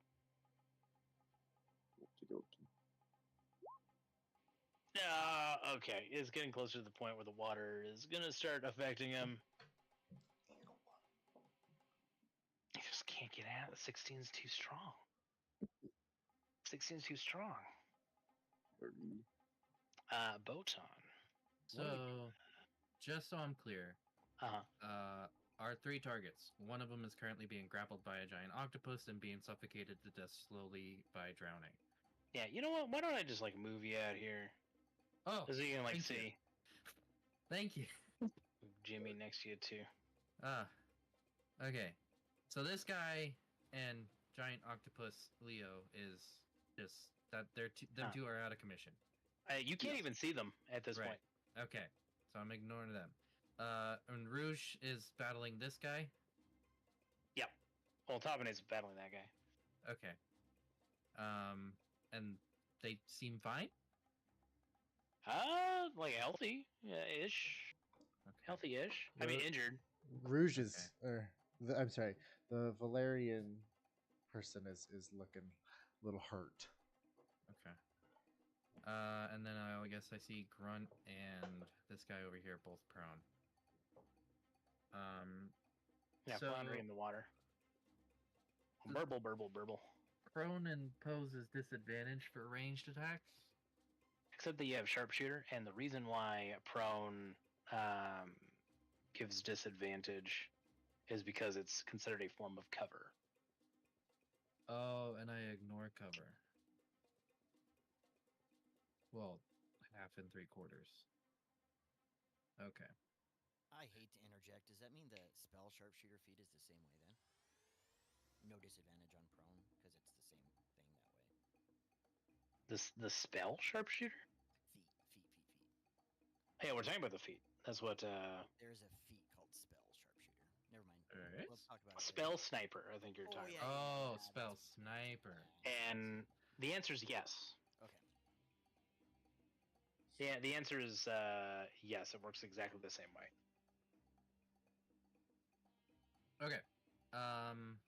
I'm gonna continue focusing down this guy. I will bonus action steady aim. Because he's not in the blob anymore. Grunt That's cleaned him true. out. That's Right. true. He also has less AC because he's in the water. Well, don't tell me that, because now I want to tick on sharpshooter. Anyways, I'm not. I really want to, but I'm not.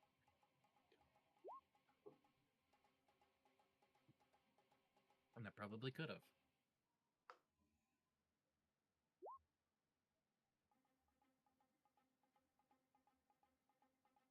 That's respectable.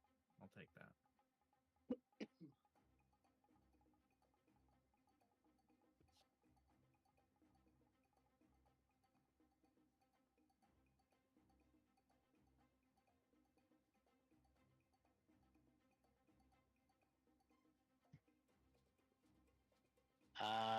Yeah, that's gonna hit.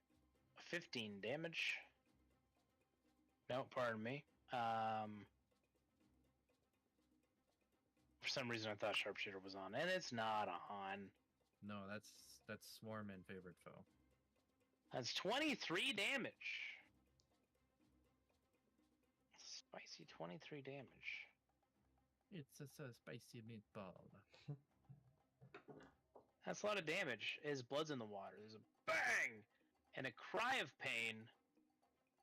Very nice. That does do my turn.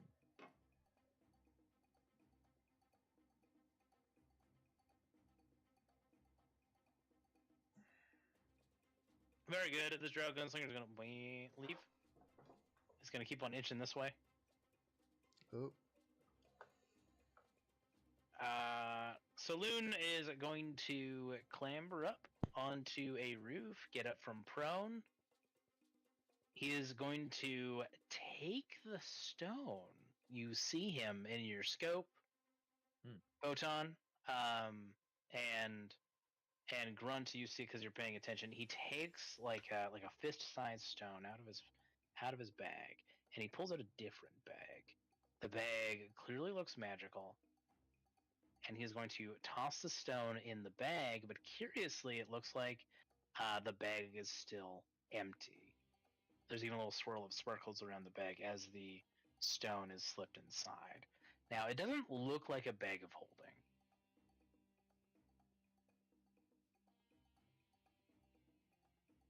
That is going to be his turn. Grunt, what? Wait! I need a d20 from... Yes, you do. I'm not smart enough to remember like everyone else. No complication, Grunt. What are we doing? Can I roll to try to identify the bag? Sure, give me an Arcana. Let's see that juice. 20.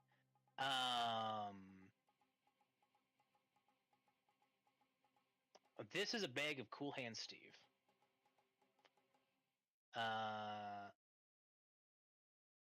Also, a shell game bag. Basically, this is a bag connected to 1 to 2 other bags. And whatever is slipped in the bag appears in one of the other bags. Right.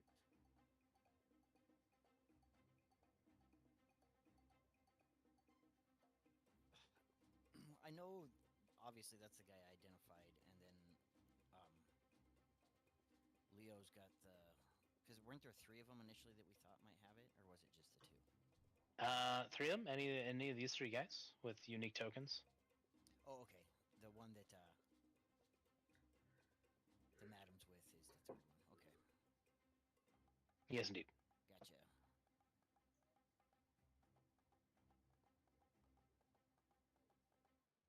So then, basically, I know that he doesn't currently have it because of the bag. Would that be safe to infer? Based on Well, give me an insight or perception. Either one would work.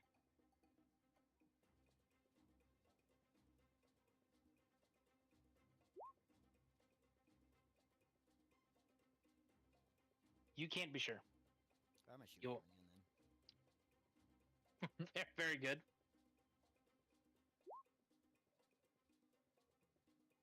Ow! Get him. It's on there already. It's 5. Same target, yeah? Yep, that guy.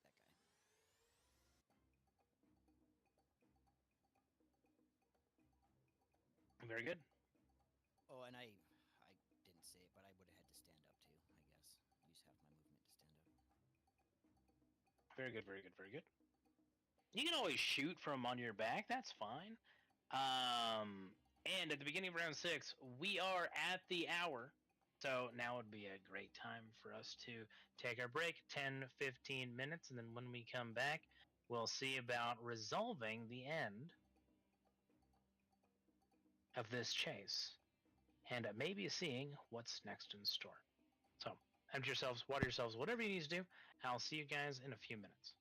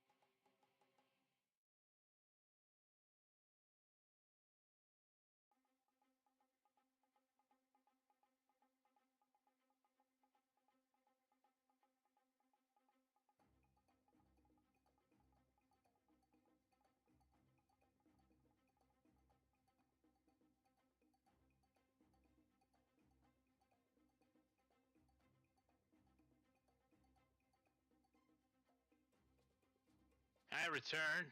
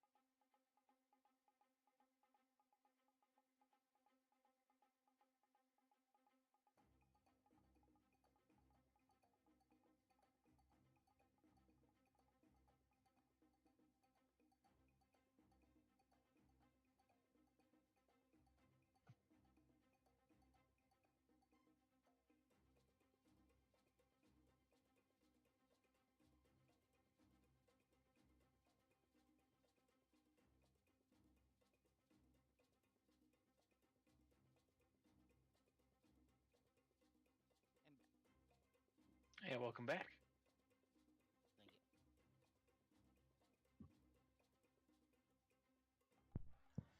thank you. Hello.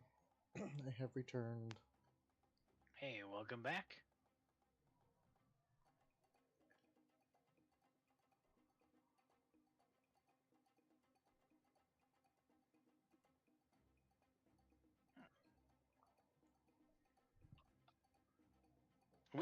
We could have done both. We could have potentially done both.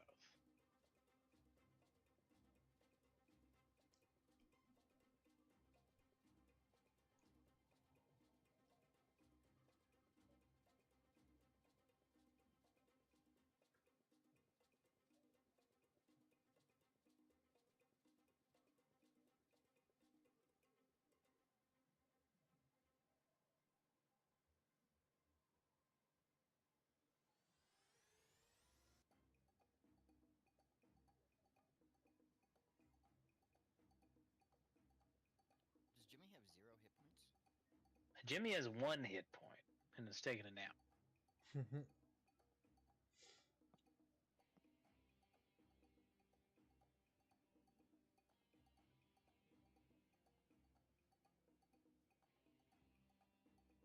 What are the rules for suffocation? Isn't it like 1 minute per con modifier?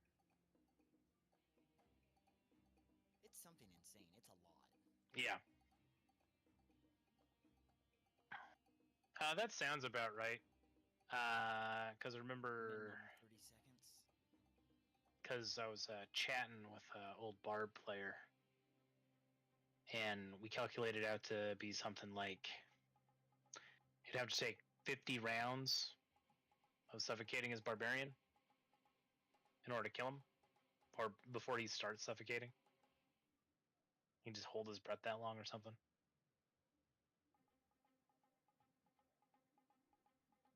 A round's a minute, right?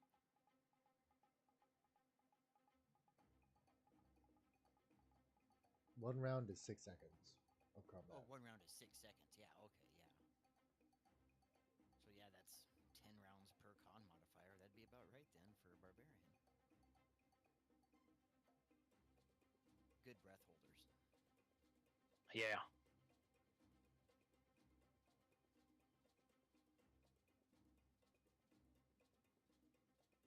God, if one round was a minute, combat would. It's a long ass combat.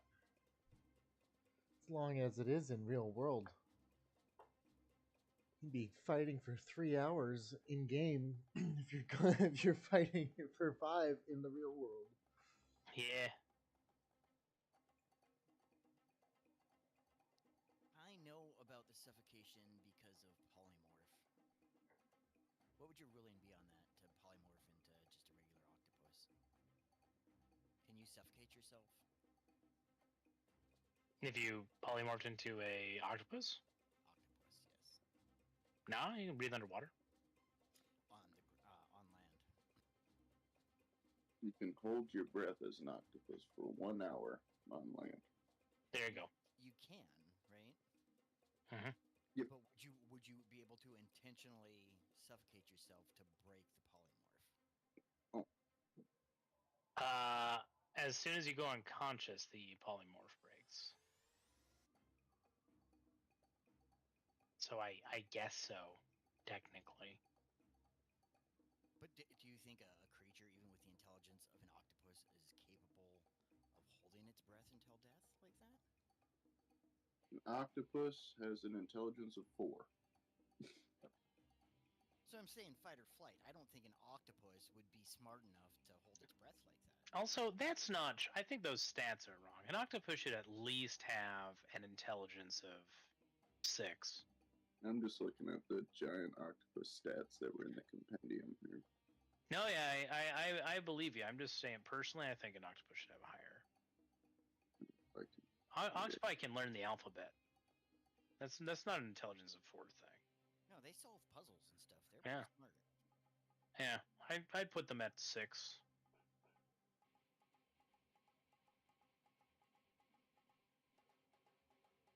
is it? Oh well, Personally.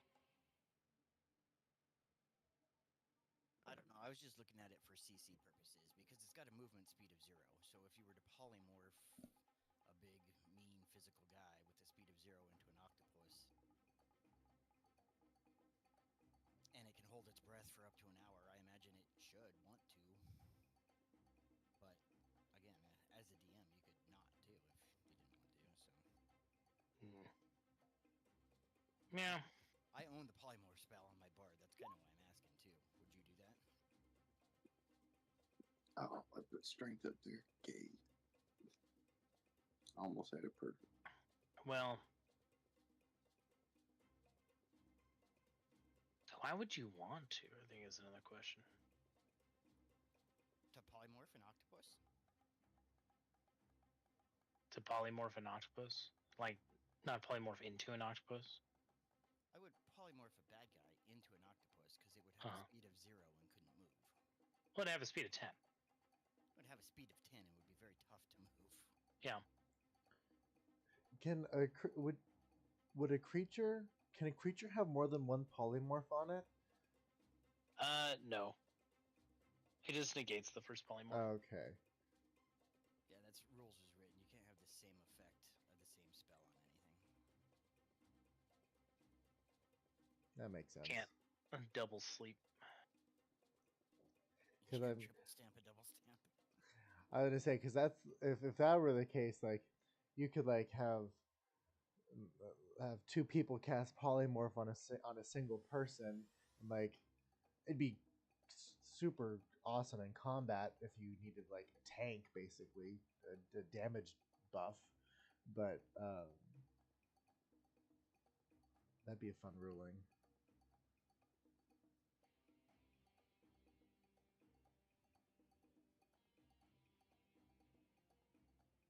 Yeah, it'd be pretty good.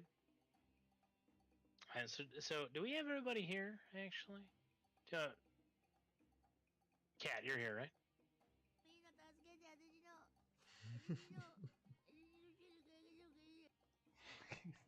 Thank you for whatever that is. Thank you to not do it again. Oh,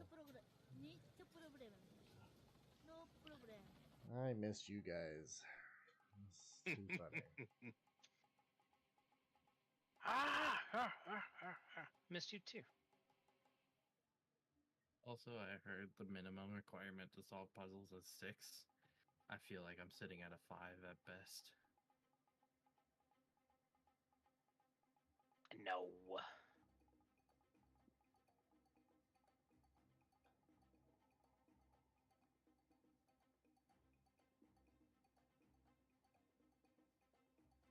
Are we all here, or are we waiting for a hard room? No, we got Blue here, right? You Yeah, we're good. sorry, I'm eating Girl Scout cookies. So. No, that's understandable. That Get is. the exact same thing at Walmart for a third of the price. Listen, I'm helping the local Girl Scouts. Is your kid part of them? No, but Oh. You got to be in good with the local mafia. yeah, Like that's just good wisdom. they know where I live, man. You got to pay protection, or you'll lose a mailbox. Teach your little boys to beat them up and steal the cookies.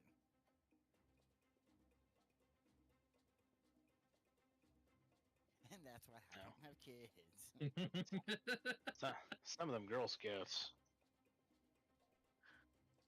Listen, Some of them can be mean. Play vicious. the store brand Girl Scout cookies are just as yummy as the name brand. So the knockoff Samoas, and they're cheaper. Just saying. They're not called Samoas anymore. They're Caramel Delights. They That got because rid- of like a native incentive or insensitivity thing. I assume so. Pretty soon, Well, my favorite Thin Mints will be just called regular mints because that's fat shaming. So.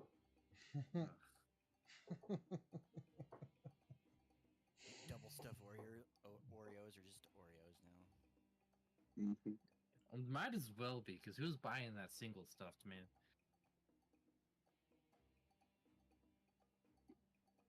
The old. More of a mint Oreo guy myself.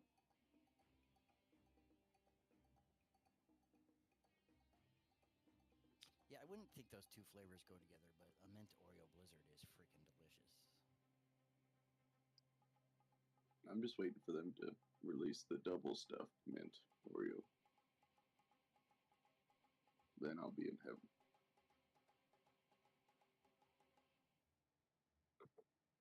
Speaking of sending people to heaven, Krebig here is going to go ahead and stab Miss Rouge. Which is going to hit 7. Please roll take your 7 damage and roll a concentration check. 7 Constitution. Is it a saving throw? Yeah. Yep. Whew. All right, we're Gucci. We're good. He's then going to dash.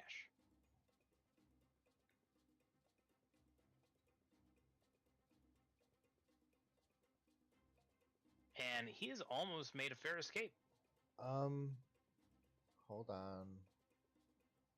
Not if I have anything to say about it.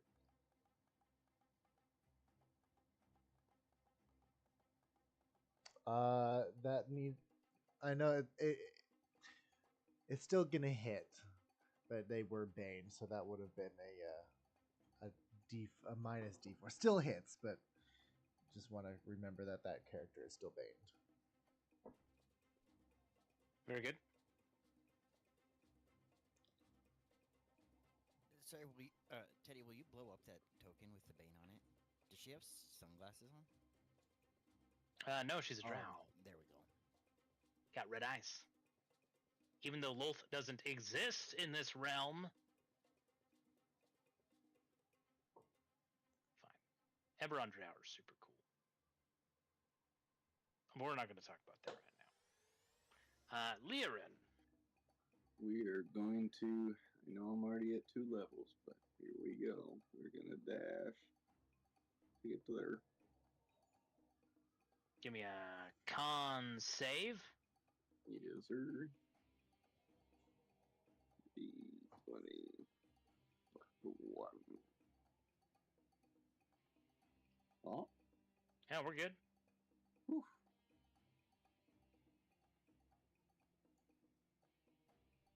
Wait, that had to go down, pardon me. Be real cool if it did, though.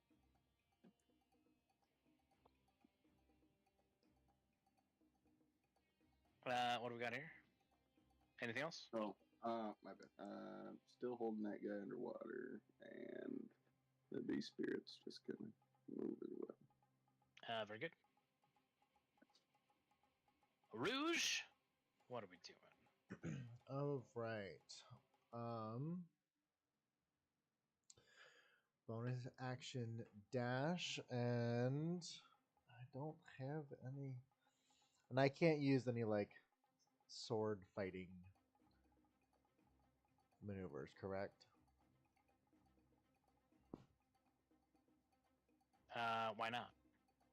Oh, I thought you said we couldn't originally, so Oh no, you just get one attack, gotcha. and it uses your bonus action during a chase.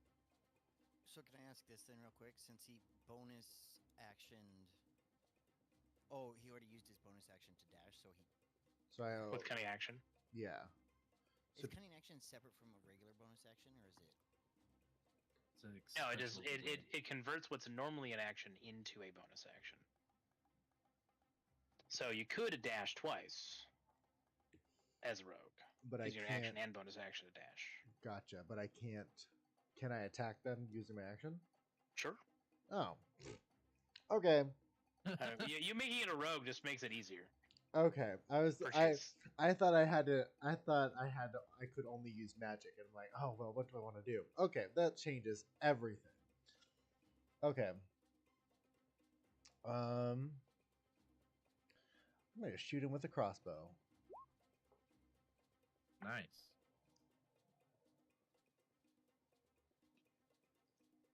Well, fuck me.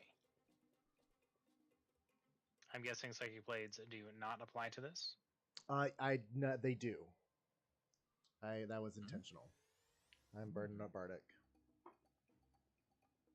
All right, you're going to prevent him from dashing next turn Sweet. with that critical. Don't you run away anything- from me. Anything else for us? Nope. That'll be my turn. Fell is gonna try and get out of this grapple. I think she. Did it. Glade can't remember her name. But she's like, I am, and just like, and I have the authority to stop you. Now stop. Give him a little intimidation check with advantage. Intimidation. Ooh, I'm semi good at those with advantage.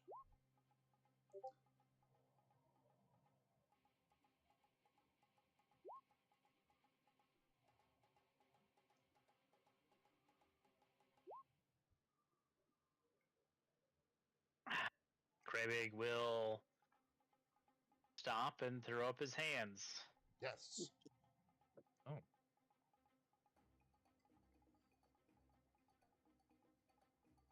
Nice.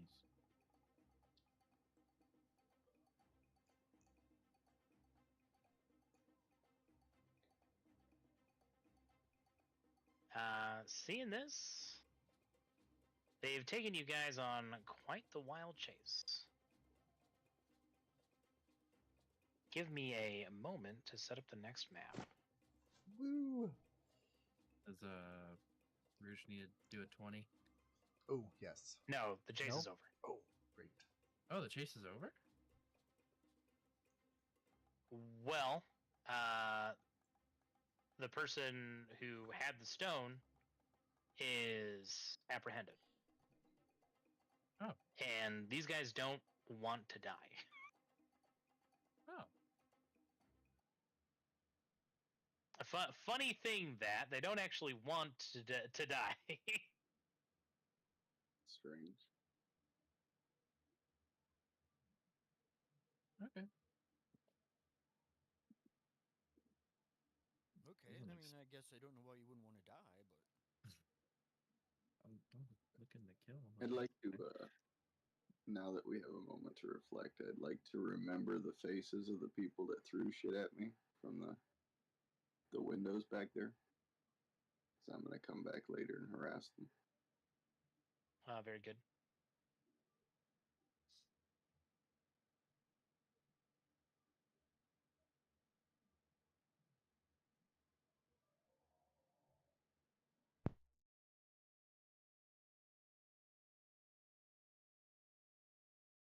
So you apprehend the drows.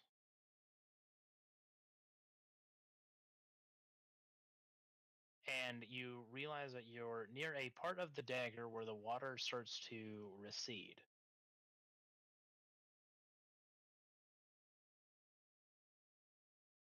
Giving Botan some time to catch up, it might be a solid opportunity.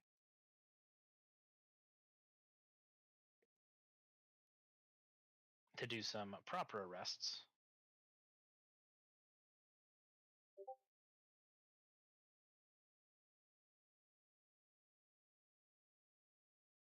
Well, proper, quote unquote, arrests.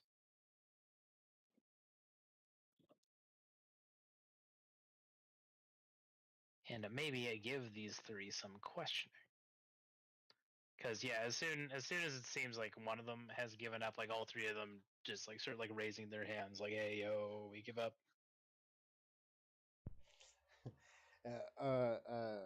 Glade will definitely kind of be uh, trying to play into the role. Doesn't know who she is, um, but yeah, trying to take authority of the situation and kind of gather everyone. And I think she'll start looking for the stone.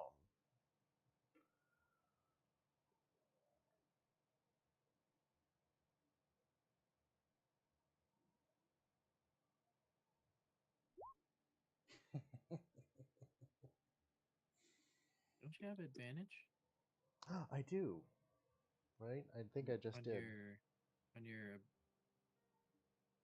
I do. your ability? Yep. I'm trying to remember the name. There we go. Well, It's a little not the better. detailed one. It's the other one. Master Infiltrator. That one.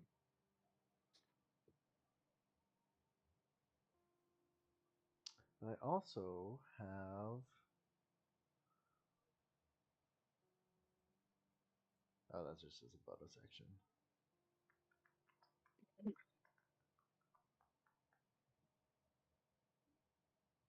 Also, I'd like to do like a little bit of a scared straight bit.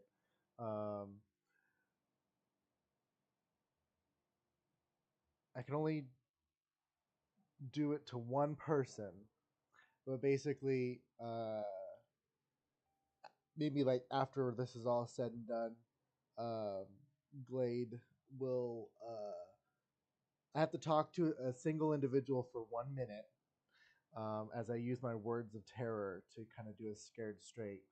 Um, and basically, like my face will elongate, my eyes will go milky white, and scare the ever living fuck out of someone. Yeah, like all three of them. Whoa, whoa, whoa! Hold on, lady. What the hell are you doing? Get the hell out of us!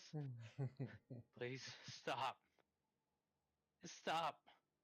We've already given up.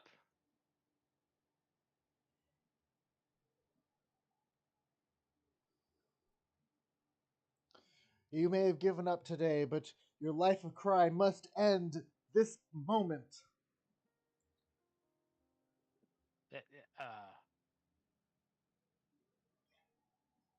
Sure.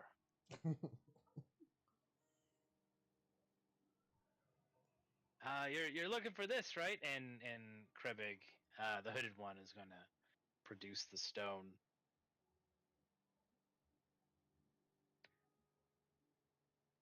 This is what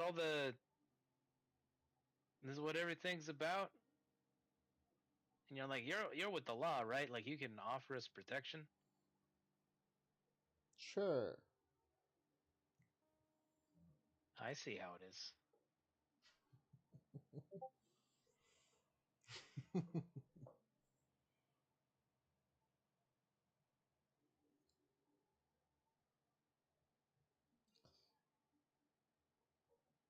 Yeah, I can see if I can talk some people into some things.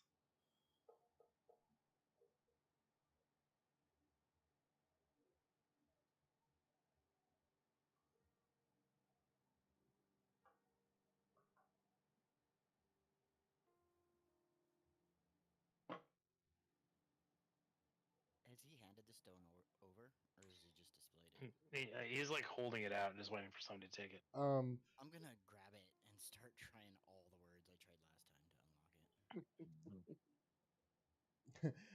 I would also, so after kind of doing my scared shoe bit, I will go ahead and, well, fair heroes, looks like you've saved the day, and I will exit stage left, and then Madame Rouge will then appear, like, oh great heavens, you scared me half to death, as she is actively bleeding. Whiteacre.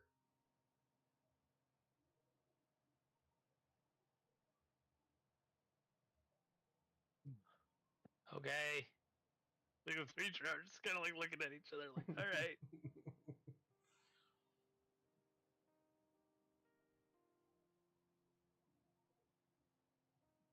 I guess I'll take this opportunity to turn out of octopus.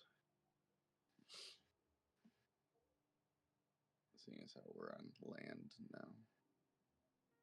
Relative land is sort of a temporary boardwalk that's set up above the water for construction and stuff. There's a ship docked called the Kraken's Folly, directly south of you. Hmm. And you're mostly surrounded by ruined buildings and rooftops that are under construction, but it's getting a bit later in the evening, so most of the workers have gone home. Well, now that you've defeated us, and we are most certainly not going to do any more crime, like the three of them start like finger gunning. I suppose we should go and rethink our lives, then start fresh anew, huh? So we'll just beat it. Who are you working for? Oh, okay.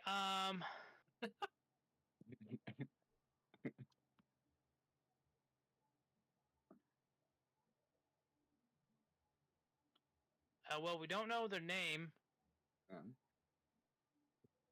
Okay. But there's some kind of pirate. Does this pirate like have a ship that we could find them on? Oh yeah, I mean, if we were ever in trouble, we were supposed to like head out to the dock there and summon. We're not exactly sure what it is. Do you remember what it is, Solon? No, I don't know. Just said to call for a big belchy. Big Belch. What part of the dock were you supposed to go to? Just past Kraken's Folly here, from what we understand. I mean, that's one route, but like we know the ship's name and stuff. It's moored about a mile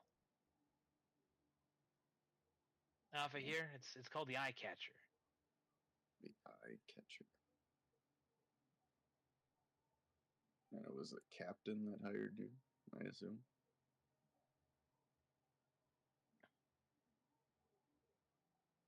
Well, we talked to Go Between.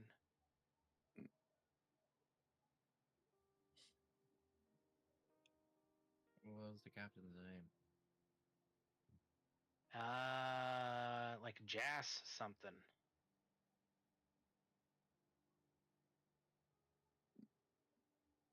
Jas Shadow Knife or something like that. Yeah, that sounds about right. Rumor has it he's a changeling, maybe. But you can never be sure with changelings. Did he give you any information on this stone, or just describe it to you and tell you to grab it? Yeah, it's supposed to lead to some kind of like big royal treasure or something. Didn't happen to mention a particularly strange phrase that might unlock this stone, did he? No, but he said that he knew it. And if we got it for him, he'd cut us in. But we aren't going to do any crime anymore. We promise. Well, I believe him.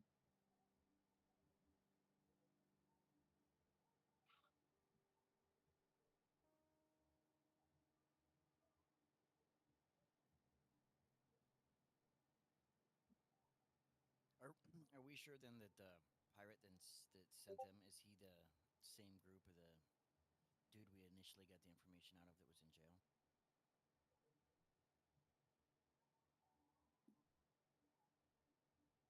We don't know much about that. We like our crew is just like the three of us. We're like freelancers, if you know what I mean. Yeah, Jas is the changeling who shanked Shino in session 3. Jesus Christ. It's all connected. Thank you, notes. Sitting here, I'm like, I don't have a Jas, but the only other changeling we encountered that is still alive is that one. Oh my god.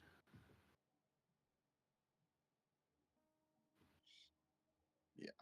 Well, I definitely can't fight a pirate captain right now. I need to sleep and booze. Yeah, I mean that sounds like a great plan, Yeah. Grandpa. You could use a rest. You fought real good today. I mean, we're proud of you. I'll kind of just make a tentacle motion at him. The one called Fel, the one with the long hair, like visibly shudders in disgust. And Saloon, who has no idea like what happens, like what the hell has gotten into you? What is that supposed to mean? What is this? Like there's like wiggling his arms the same way. I was like, stop it, just stop it. Put that down. I don't want to talk about it.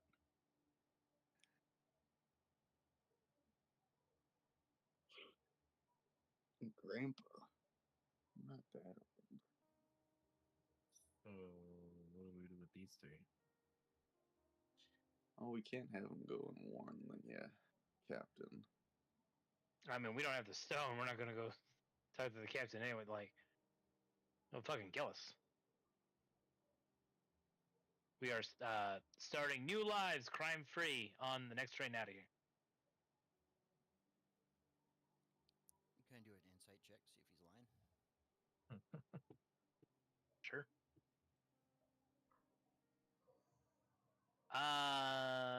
Correct. They seem like they're on the up and up. Botan, they are not lying about getting out of town and getting out of your way and starting new lives elsewhere. They are lying about not committing more crime. They are absolutely, once things blow over, gonna go back to a life of crime. It is the only thing they know they're good at. You know, barring encountering freaks who can turn into octopi like you guys. It's because we have main character energy. I could turn into something else. I mean, polar bear. Please don't. I'm okay with letting him go. We got the stone that we needed. Anybody want to slaughter him? Because I'm okay with that too. I mean, Well, kinda. Life is sacred, and all that blah blah blah. So I hate to ruin my freshly done nails. I think we can go without some more bloodshed today. I mean, sorry. We don't need to kill them. who was that other lady that was here? Oh, I don't know. She seemed in a rush. She went past that way. I don't know what she was doing. Tapane Crimson Rest. Friends of the Shindraki Drow. Champion of the Valinor, Slayer of Giants. Babe. Warrior princess. Seems pretty cool. All right, I'll Yeah, I put- mean, have you read her biographical memoirs? I don't do a lot of reading, but wait, these guys actually know her? Yeah, Krebig like pulls out this dollar store 300-page novel, and it's got this like Frank Frazetta painting of that paladin that you were mimicking, Glade, but like extra buff and extra defined and extra tanned. Right, her hair's like in the breeze, and she has like her head on like a dead blue dragon's skull, and there appears to be like a storm giant princess or something like hanging onto her leg, like Princess Leia, on Luke's on like the cover on the poster of Star Wars, holding up this store, this or sword, and the author is named Rayal Human. Yeah, it's all here. Is that one of Lars's handles? Real Human, yeah. That's awesome.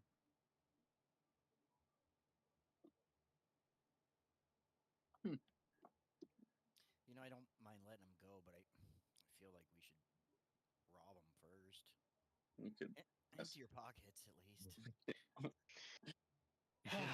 You should have stayed in octopus form and grabbed him by the legs and shake him. No, it's fine. You can have my wallet. Fel's like already like pulling stuff out of his pockets, and Solin's like, man, I could try. what a happened? different one. Shake him down that way. What we got? You collect uh 72 gold, 41 silver, and 8 copper.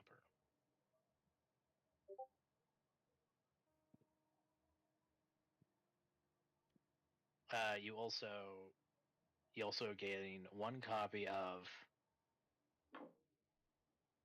the biographical adventures of Tabane Crimson Rest by Real Human. And roll 2d6.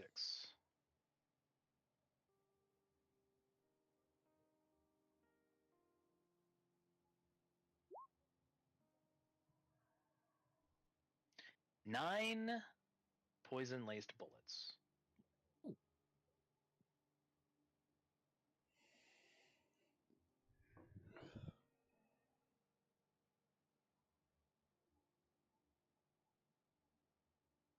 Hey, is this cooperative? Are we like not gonna die? For the bullets alone, I will not think about executing them alone anymore.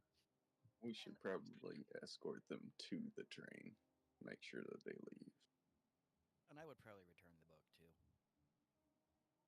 It has no real value to us, does it? Characters, him. no. Players, yes. Anybody can roll a fucking what skill would this be?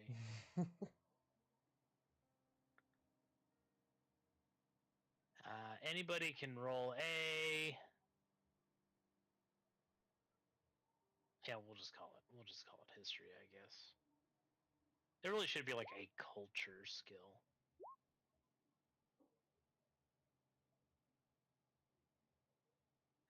Leo, you've heard of the romance novels penned by the famous or infamous Real Human? Hmm. They've been in circulation for about 15 years. Botan, you have the same information. They're supposed to be really good books. Glade, you know that Real Human is a pseudonym. It's a pen name for equally famous for other reasons hobgoblin model, like a fashion model, Lars Hallstrom. I'm sure I've seen a Real Human on my ledgers once or twice. To be featured in a Real Human book is some consider a great honor. Others consider it salacious exploitation. There are lots of pictures in this book, or is it all just words? I mean, knowing Lars, there's going to be some pictures, Yeah. but it's mostly words. Nah, I'm good. I mean, the only reason I would keep the book is just to humiliate them, make sure they don't get to keep anything. So yeah, we could do it. We could just take it all from them.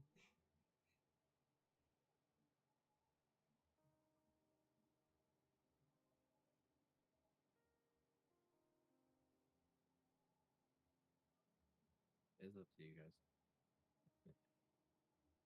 Yeah, let me. I'm assuming the 9 poison bullets can go to me. Yeah. Yeah. Unless one of you has got a gun in your pants and you're not afraid to show it. I mean, depends on what you deem a gun. I'll share. You got a registered firearm there, Leo? I'll share one of his pictures. This picture is from a campaign. Is from a different campaign than the one you played in Cat. But here's a picture of the infamous Lars Hallstrom. That is not top A, by the way. That is not top A. My character's name is Palace. It's from the last time I rolled Princes of the Apocalypse. Although, arguably, it kind of fits, and it could be. But it is That- not.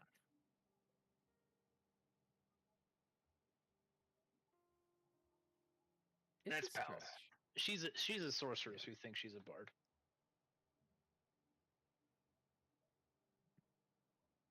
She's very good at playing the flute. Well,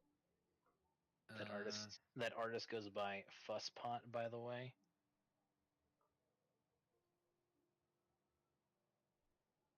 Here's her commission card. She's real good. Please continue. Should we take a nap and then go to this place that I totally remember and didn't write down? Okay. The ship's called the Eye Catcher, or you can go and head to back to the theater and see if you can catch up with Vilroy or her contact, or try and figure out the secrets of the stone yourselves. Although that might be a little difficult. High DC is that, but it is possible. Can I take a look at the stone? Sure. The stone is about 6 inches long, like 3 inches wide. Fits comfortably in the palm of your hand. Kind of flat, right? It's like it's the kind of stone that would be comfy to like write on, Okay. right? It does have a glyph on it.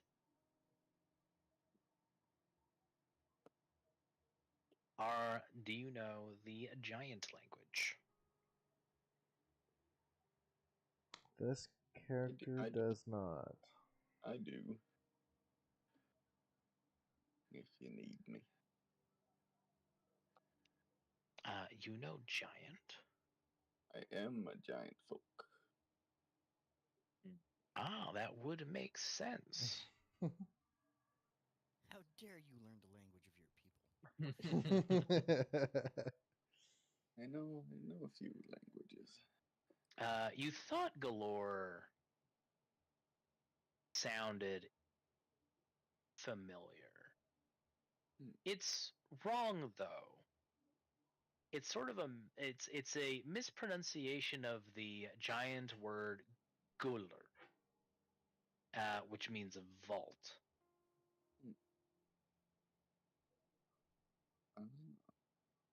Vault. Like to pole vault or like a vault, like for Where you would keep things. yeah, see distinctions. Is there any noticeable differences between this and what we had as the fake stone? Yeah, the fake stone only has enough magic for it to read as magical. This one looks like a proper rune stone.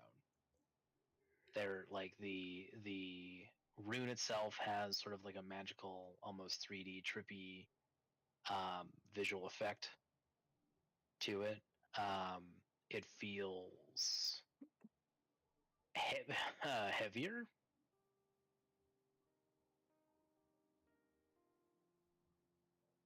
And it feels like the rune it wasn't carved into the stone. It feels like somehow it just sort of like formed naturally within the stone.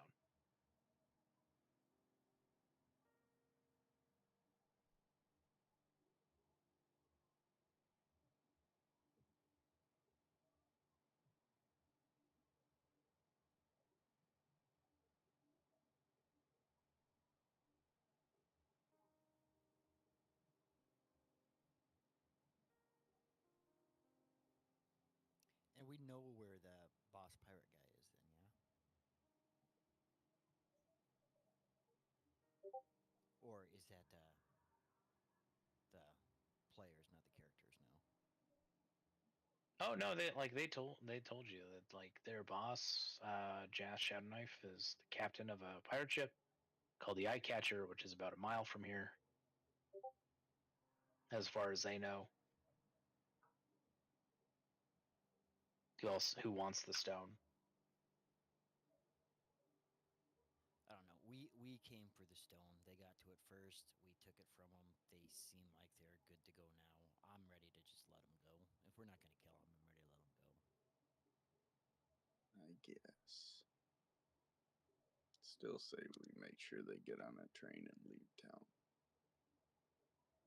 How do you spell rude? Yeah, you guys can certainly do that. You can take them to a train, head back to the tower, get yourselves a long rest. Jimmy might appreciate that. If I have 2 levels, does that mean I need to rest for 2 days? No, that comes off a short rest for chase exhaustion. Yeah. Oh, okay. Yeah, you'll be fine. Yeah, I mean, honestly, by the time you get to the tower, you'll be cured of your exhaustion. Just a bit winded. That's all. Well, if it's on the way to the tower, that's fine. We can see them to get the hell out of here and then go get our rest. And get a drink. Yeah, that's what I said. Get our rest. It's a given. Mm. I don't sleep without booze.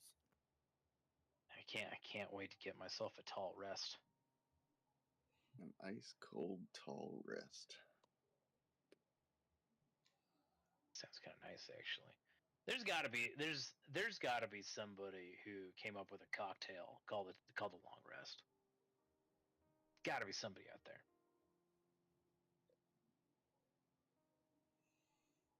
I'm sure. Yeah, but it involves roofies, and you don't want it. Bill Cosby. Oh no.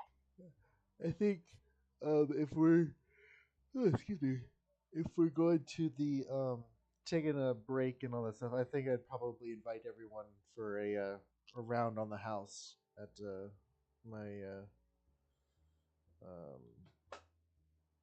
At your bordello. yes. Is that Ooh. just the booze, or is that a round of anything? Well, Okay. So we have an hour left, and depending on which route you guys go, there's a lot to be done. I am more than down to go into that, but I'm kind of curious about this, and this is a fine opportunity to bring everybody up to level 8. Whoa. I'm down. No, please, not levels. No. But I want Michael via Glade and Rouge to tell us about this establishment. Where is it located? And paint us a word picture on how we enter. Because I think this is the first time that we as a group have entered this establishment. yes. So we are located. We're going to be located in kind of the zone right between the middle and lower wards. We're probably going to be near kind of like Tavrick's Landing and Grey Wall, kind of right, basically kind of right in between that those two districts. But it's a quaint little place. It's a Rouge has a 4-story brothel, I guess you could call it. Um, uh, um, and it is quite lovely and quaint. It's little. It's a doesn't quite. It's not quite flashy on the outside. There's like a. It looks like a little bodega type of thing. It's kind of got some faded color paint on the outside, but as you walk in, there's an entrance on the first floor and there's an entrance on the third floor, 3 and 4. And as you walk in through the main entrance on the ground floor, it is quite cozy.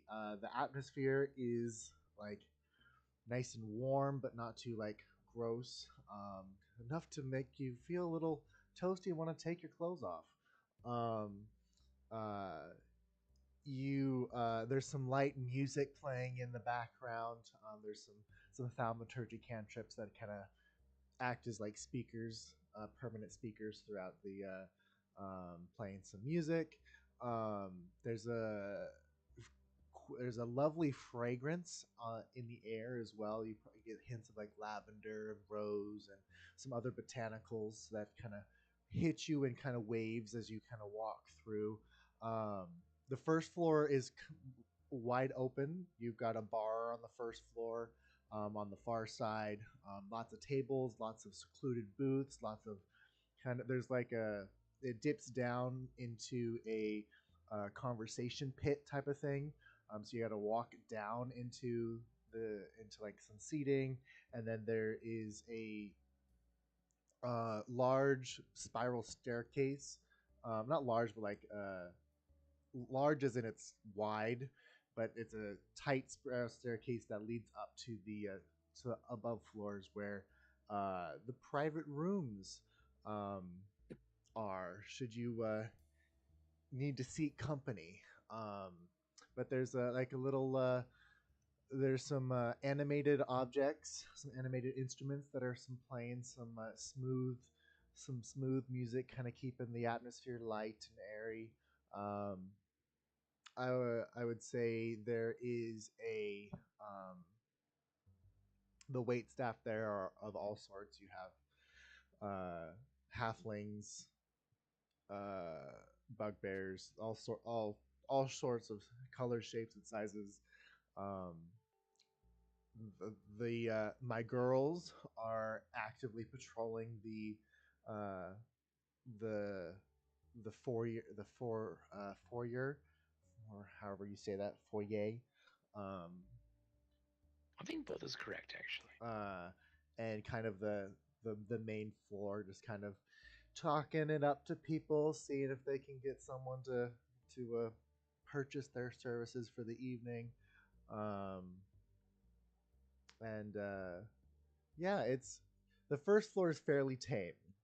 Um, it kind of gives uh, uh, it gives like old timey cabaret vibes of just kind of like the low lights, quiet corners, um, lots of booze.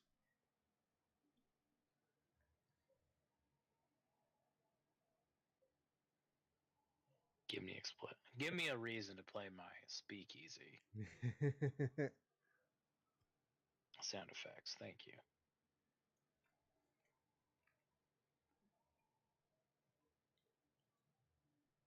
Oh, do you show them around? I'll show them around. I'll head to the bar, and I would say there's my bartender is um, a slightly scruffy half elf man. Um, the human portion is definitely uh, he is hairless everywhere else except for his beard and eyebrows. But and he's I would say he's rather attractive for those of you who are interested in that. And just a round on the house, please. My friends and I have had a rather eventful day. I mean, at least they have, and I just kind of look around to see if anyone notices I'm lying. Right away, boss.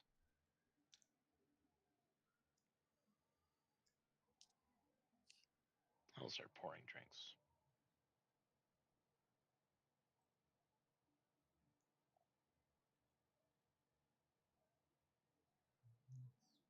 So the first time Areva said that she owned a bordello, who among us did not believe her? Oh.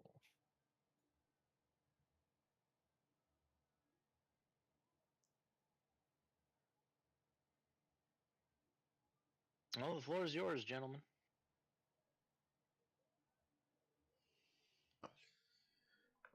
Well, welcome to my humble abode.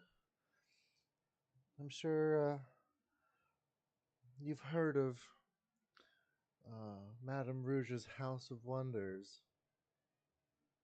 But please make yourselves at home. The drinks are heavy, and the spirits are light.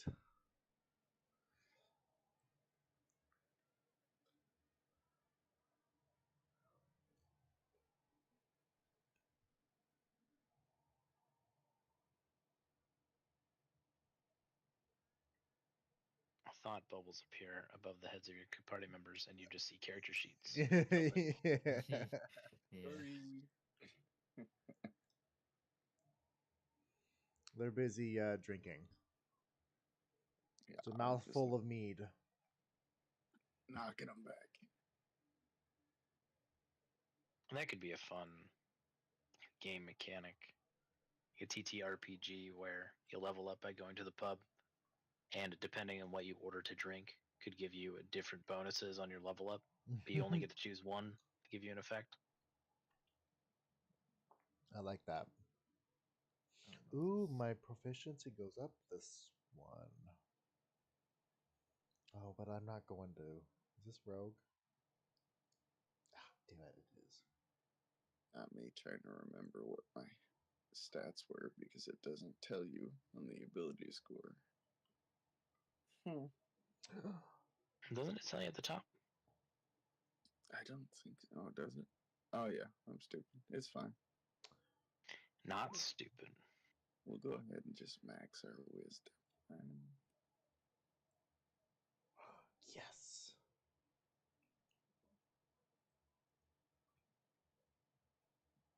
What are we yesing? What's so exciting? My bardic's come back on a short rest now. Oh yes, very good. And I have access to level 3 spells. What?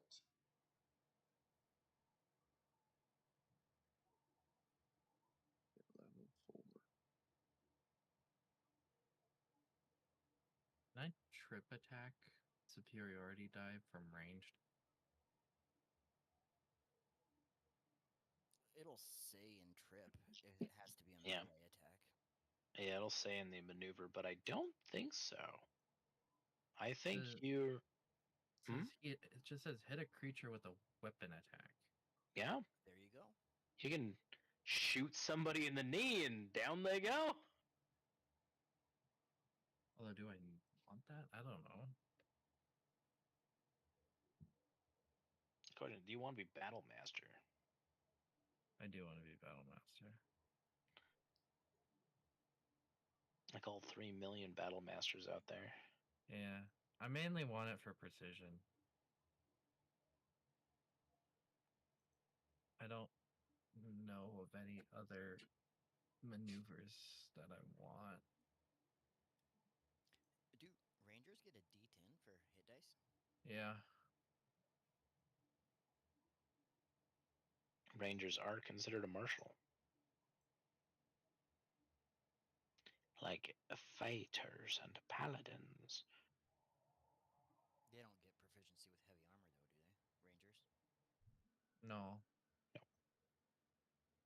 But I took a fighter dip, so it doesn't apply. Gotcha. And did Leo go all 8 druid then? Oh yeah. All 8 levels? Oh yeah. Yes, sir. What'd you take for your 8th level feat? I took ability score. Oh yeah, you said that. So you're what, +5 to wisdom now? Yes, sir. Very nice. I'm just picking spells now.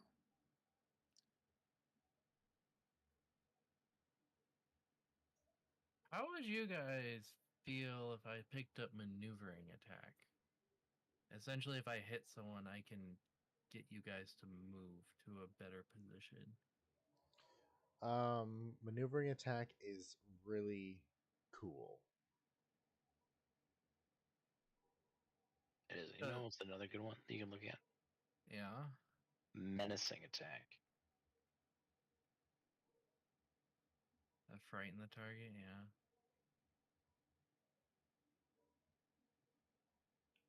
Yeah. Like, I feel like maneuvering's pretty nice. It is pretty nice. Especially with a rogue, because I could move you into advantage, and then you can sneak. Or I could move Grunt to better face tank for us. I don't know what I can do it for Jimmy or Leo. Does it? It does not provoke attacks of opportunity. Nice. Okay.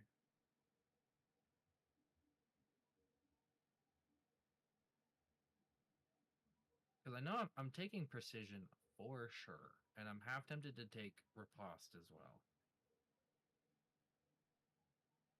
But I don't know how often riposte is going to come into play.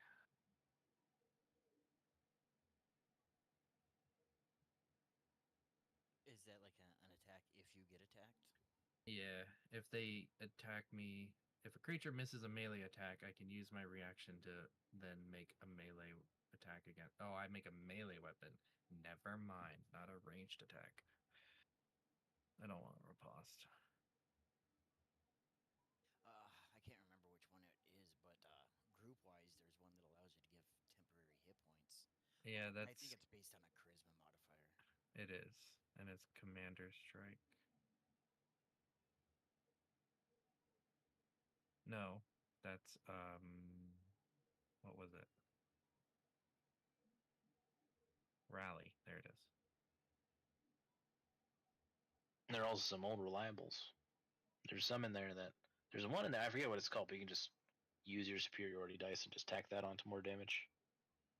What's that one? I don't remember. There's a million goddamn maneuvers, Oh. and there's one where Yeah. Go ahead. I think there's one where you spend you just expend a superiority dice, and it might give you advantage, maybe. There Although- is Feint uses my bonus, but the creature has to be within 5 feet of me. Hmm. So that's kind of meh. A lot Have of these one are too, like bro. within 5 feet or melee attacks, and I'm just like, okay, can't do that then.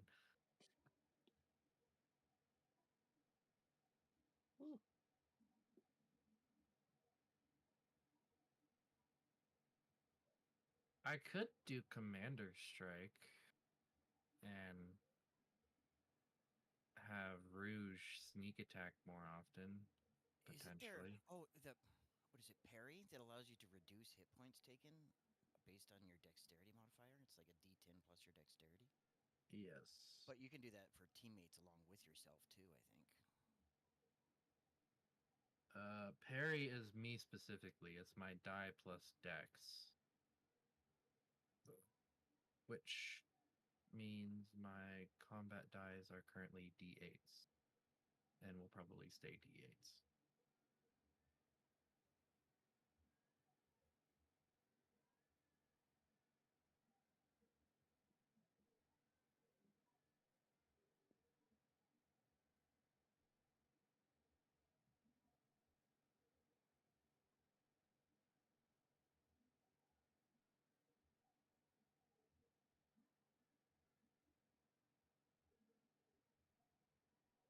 What'd you pick for your level 3 spell?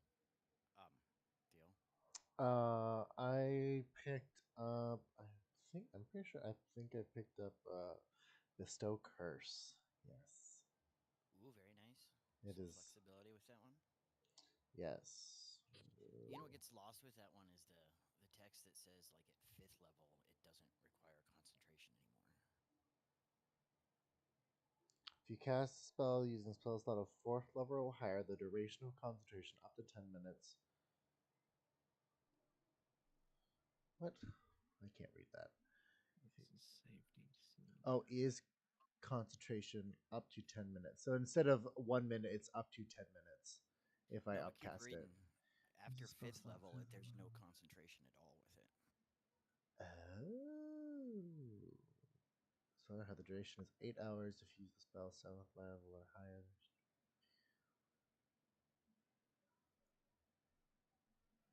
Wow. I like that. That's a fun one. So is Major Image is a 3rd level spell that I believe that one might be 6th level, but it stops requiring concentration and just is.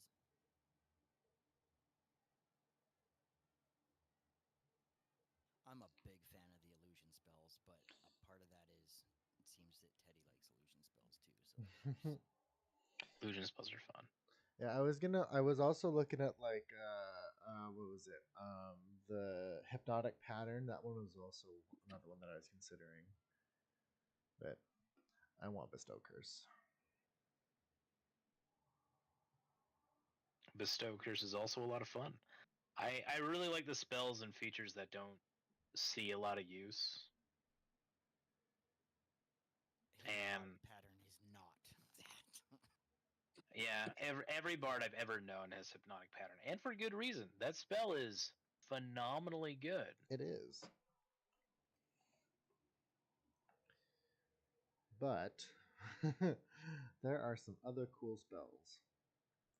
But also, I appreciate the weird character concepts that come across my desk every so often. Like, I want to play a Path of the Beast Barbarian, Beast Shark, and I want my bite to give people polio and the mumps. Okay. All right. That's kind of cool. Yeah. My third row of teeth has got the vaccine. It's true. I was like, what are your character motivations? My character motivations are to eat and for you to use some kind of mind whammy spell because I have dog shit wisdom so I can be everybody else's problem. Okay. I think I've narrowed it down to a handful. The one drawback to the bestow curse that I avoided it for was the touch. But I don't have any rogue on my character either. But I don't like being in touch range. Yeah. Well, who doesn't want a gentle caress from Madame Rouge? Right? That curses your balls. Well, they don't know that's what's going to happen Mhm. before it happens. Yeah. That is Madame Rouge's whole getup. Is she is gonna get close, and she's gonna either curse you or steal your secrets, and you are not gonna leave happy, or you might. Who knows? On a case by case basis, or I imagine. Oh yeah, now I remember specifically. This barbarian from the outset wanted to die because he was having memory issues. Because it was a pirate themed game. He was stranded on an island and had to eat the rest of his crewmates after he ran the ship aground and developed prion disease. Oh, jeez.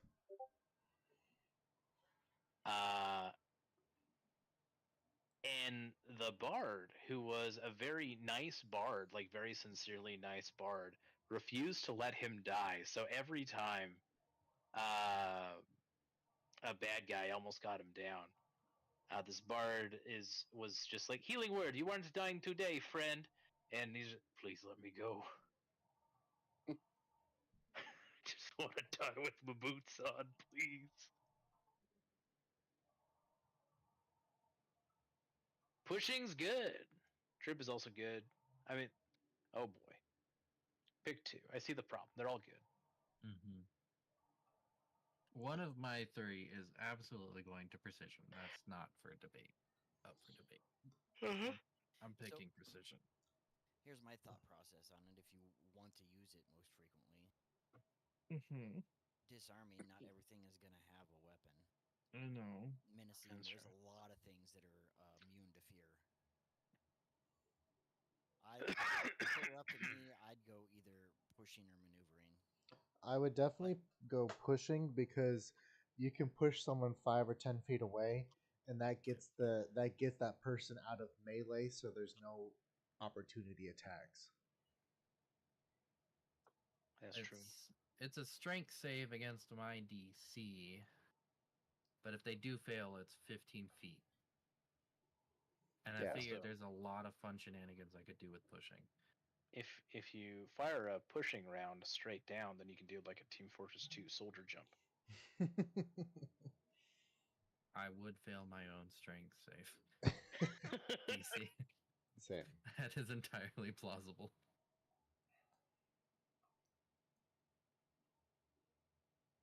There's a lot of good ones that I want, but it's just like melee attack, 5 feet. It's like, okay, thanks.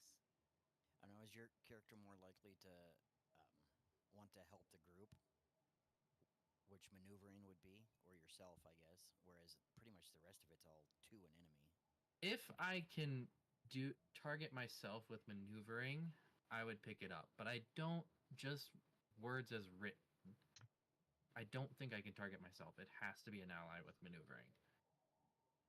An ally, because it says a friendly creature you can see or hear you.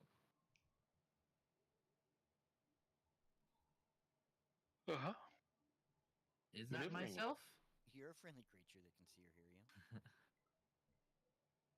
Because if I can do myself with maneuvering, I will pick that up. So just so I can reposition myself or anyone else. I'm pretty sure J. Craw has manically, and I don't agree with J. Craw all the time. In this instance, I do agree with J. Craw. Does not apply to yourself. That's what I thought. Oh, it says one of your comrades. At the Yeah. beginning of it, I didn't see that Yes. part. That too. So I'm like, maneuvering is more for others than me. But we have a rogue, and I know how it feels to want to sneak attack. And you Mud are face tanking, so like maybe you just want to be like, oh, I wish I would had 5 extra feet of movement so I could block this hallway or something. It uses your guys' reactions, but I don't think we're really reaction heavy because not half the party has silvery barbs anymore. I have Yeah. it though. I had to. I think you do need silver. That should be an item. Silvery barbs. Give it to Hardro. Yes. I mean, I could do distracting strike. It's essentially just a guiding bolt. Like for everyone but me.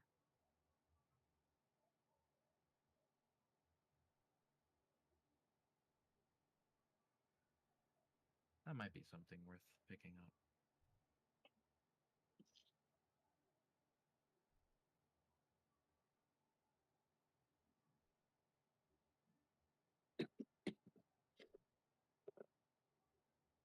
That seems more useful than maneuvering, at least. Because it's advantage for everyone, not just one person.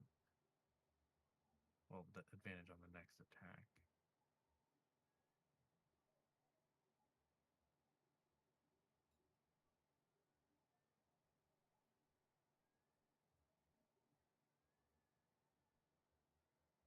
Alright, I'm gonna do pushing. Pushing sounds fun.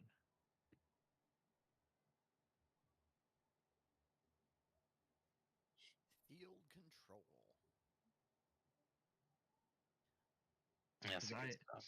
I just gotta hit someone, and then I can decide if I want to distract them, I can push them, or precision will just be like, oh, I missed. JK. No, I didn't. Well, depending on the roll, I guess. I think you'll have a lot of fun with that. It makes me want to have sharpshooter ticked on more often because I can more reliably land it.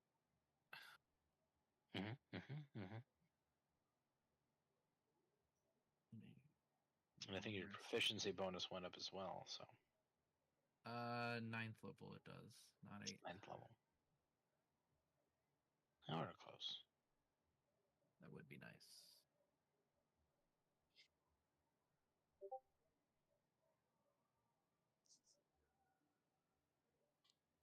It would be very nice. Let's move this to the top. This refreshes on a short rest. Action surge is a short rest. Is this a short rest? That's a short rest. Would you link up the Madam's 3rd level bard feature? What that dice can do instead? That's your extra psychic shock, isn't it?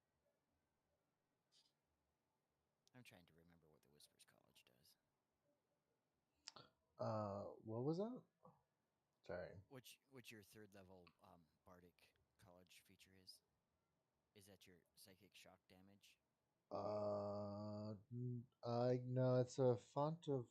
So I have my font of inspiration. College of Whispers. I get. I don't think I get any. Oh, 3rd level. Sorry. My psychic blades. I think is what I get 3rd level. Hold on. Let me of Whispers. Let me go here. I just want to see what the damage would look like on this.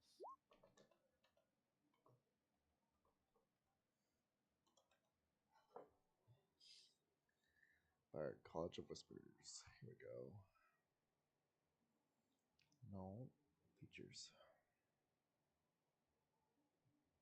Okay, so at 3rd level, I get Psychic Blades and Words of Terror. And then at 6th level, if I become a 6th level bard, I get my Mantle of Whispers, which is really fun. I adopt a humanoid's persona. When a humanoid dies within 30 feet of you, you can magically capture its shadow using your reaction. Retain that shadow until you use it. It's Mantle of Whispers is super fucked up.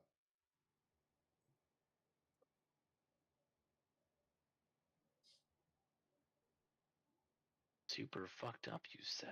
Yeah. you Hey. basically steal the person's persona after they die.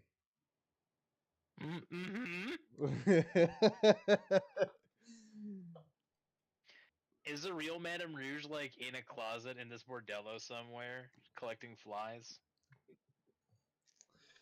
That is for me to know, Teddy, and you to find out. She's not I'm collecting the flies. She's a customer who never dungeon quit. master.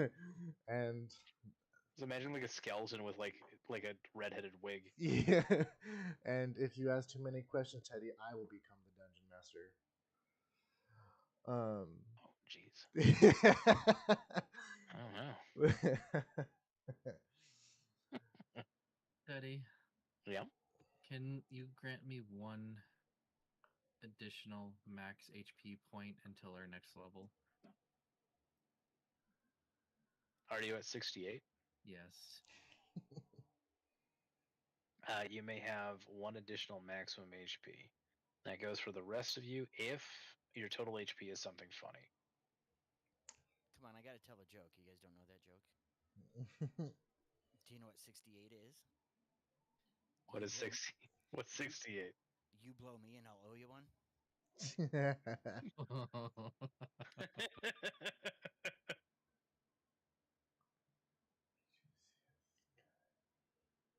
Go ahead and take an inspiration. I'll have you know that was a joke that my mother told me. It runs in the family, I see. Ah, jeez. Are we having any questions? Or anything?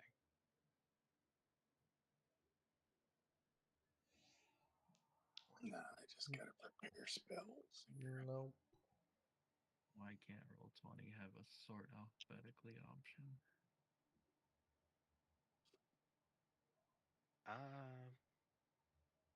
Because they're 15 years out of date. And always will be.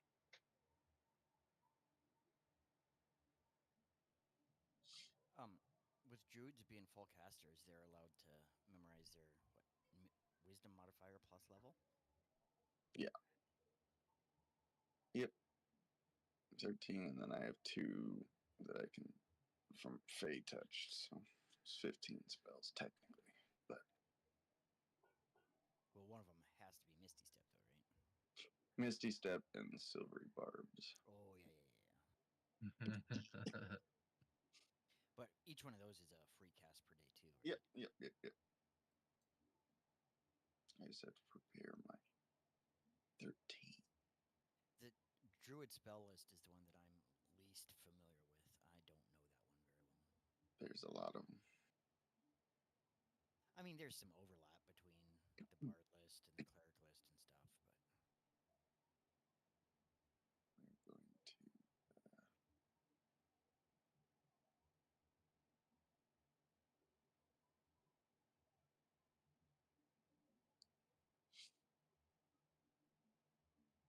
polymorph. Polymorph is going to be the new Silvery Barbs if you keep this up. I mean, Everybody has Polymorph. polymorph's a 4th level spell. Yes, it is. I don't think you have 4th level spells yet, do you? I Yes, he do. does. Oh yeah, full. He's a primary caster. Yeah. But yeah, we need some damage stuff here. Let's just in case. Okay. I think everything is in alphabetical order. Can't go wrong with an ice knife. That is my untrue. life. That is hilariously untrue. Paladin in my Curse of Strahd game is a deathly afraid of our sorceress because she's a little bit too friendly With the ice knife. with the ice knife. Yeah.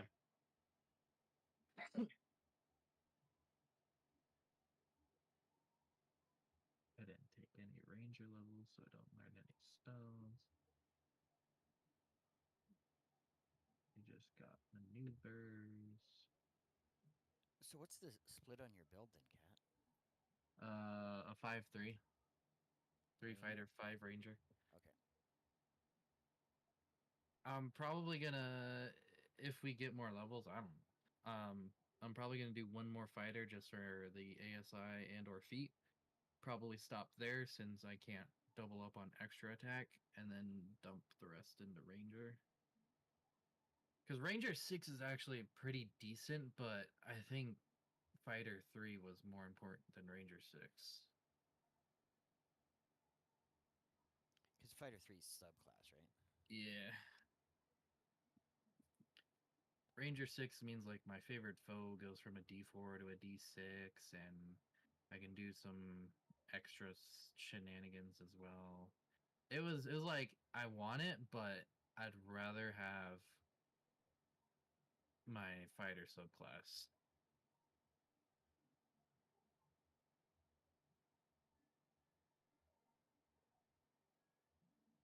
Plus, at the time, I was only 1 level fighter, so I only had second wind. Now I have action surge, and I got superiority dice, so I think it was well worth the investment.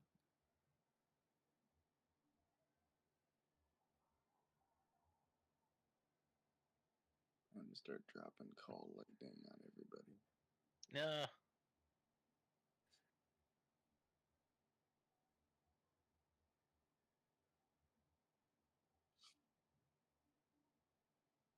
I do think.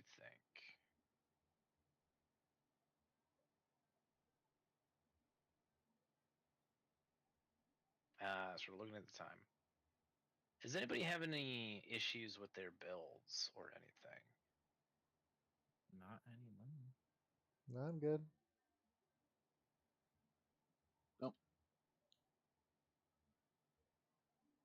Yeah, I Oh. think I'm pretty happy with it. Right on. Rouge, I assume that you are going to be putting up your companions for the night. Yes. We So have long rest is. yeah, we've got a few rooms to spare.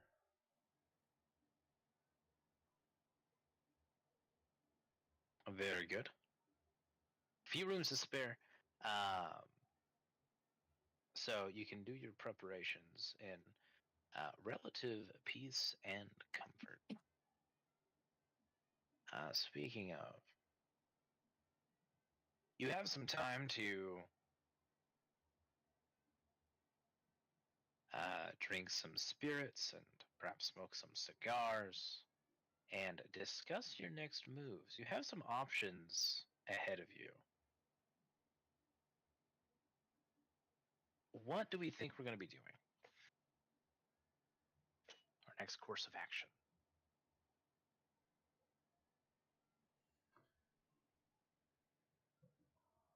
I say we go whip the pirate's ass.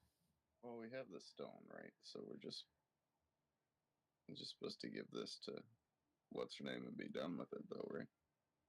Oh, we're still gonna need the passphrase to unlock it anyway. But And I doesn't don't that one guy knows it, though? I thought in the theater. Oh, I don't. I misunderstood that. I didn't think he knew what the passphrase was. I thought he was just like an underling to Vilroy that we were turning it into. Uh. Did I misunderstand that? Does he know what the I- passphrase for it is? I thought that's why we had to bring it to him originally, but I could be mistaken. Yeah, you're under the impression that either Vilroy or her contact at the theater know the passphrase. Oh, they do know the passphrase. Okay, then yeah, then we could take it back to them then. And they just need the stone. We can let them deal with the captain.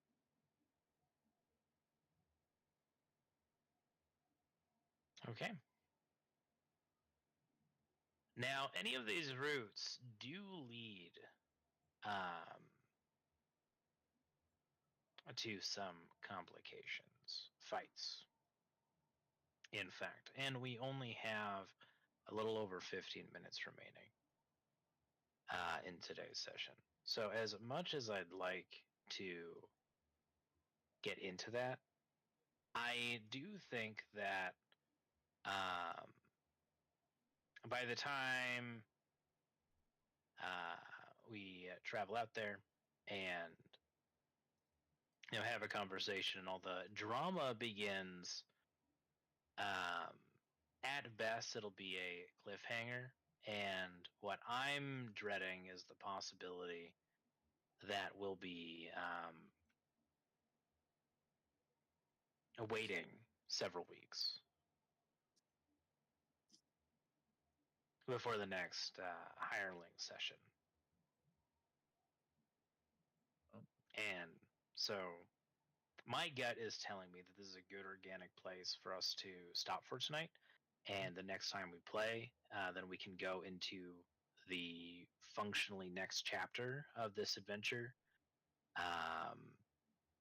fresh with all of our assets, so we don't need to like bother remembering what happened in previous rounds or whatever, and just get into it with a fresh slate.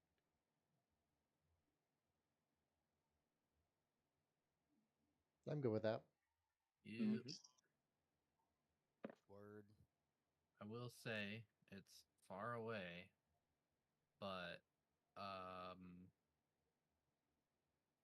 late May into early June, I'm going on an extended vacation, so you guys will have at least 3 sessions of hirelings without me. Each. A long time.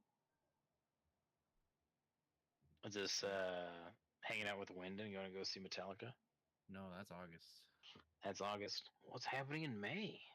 In If you don't mind, sharing. In May, I'm hopping across the pond to see my Australian friends that live in England. What a Yeah. combination of things. Yeah. The only reason I'm able to stay that long is because they're housing me and I don't have to spend all that money on lodging. All right, on. That sounds like it'll be a lot of fun. Yeah, boy. So you guys can look forward to that towards the end of May. Big Tell 'em to long play hireling session. Tell them to play some TTRPGs. They do. They're in my Sunday game. Oh. Tell them to play more TTRPGs. Honestly, I think they make time, or they are forced to make time to play Sunday with us because they are just so damn busy. Oh, I had- jeez. I had some friends that I met playing video games, EverQuest back in the day, but they came up to visit us. They're from Oklahoma, and we were in South Dakota. And we met them, and we hung out for like a week, and all we did was sit around and play WoW in the same room together. Hey, they man, brought their laptops, and all we did was just hang out and game. That's all we did. sounds like a good time to me. So I'm just saying, bring your dice because you never know. I will say I will not be able to make it to the fourth April 4th game. I will be up in Montana for vacation. April Damn. 4th. April 4th. So it's gonna be a while until we see you, because we're off next week. We are. We are. We are off next week. As soon as my Fabule game tomorrow ends, I am on my own vacation. Well, Oh well, if Michael's not going to be here for the next session, we might as well get into this combat now. I'm just kidding. I mean, we got time. We got 12 minutes. 12 minutes? Man, this time of year is so crazy. I do want to get back to our main crew. yeah, I would. I don't want to leave you guys hanging. Like it'd be like, oh, we'll see, because we're staying in a new spot. We've gone up to Montana the last couple of years, and we're going somewhere different in Montana this year. We're going up to Whitefish, and instead of just like we usually stay about 20 minutes south of Livingston, but now we're staying somewhere someplace else, and I don't know if we're gonna have good enough internet to be able to play. So I'm just gonna assume Where no. where do you usually stay? I'm from that area originally. I'm from Bozeman or Manhattan, whatever same place. Nice. My brother actually goes to school at Montana State. We'd stay over about 20 minutes or about 10 minutes away from Chico. Oh yeah, natural hot springs. I love Chico's hot springs. It's so nice. But Whitefish is up by Glacier, isn't it? Yep. Yeah. My parents want to go up there this year, so we're. Have you ever been to Glacier? I have not. This will be the first time for everyone. Yeah, I've heard. I haven't been up there either, but I've heard you've got to go because it's just something like you've never seen before. So Yeah, that's what we've heard as well. It should be something. It's gonna the house that we're staying in is beautiful. It's right on a lake, um, and it's absolutely gorgeous. But I want to be close to the hot springs. I want to go back down to Livingston, but it'll be fun. Oh, I feel that.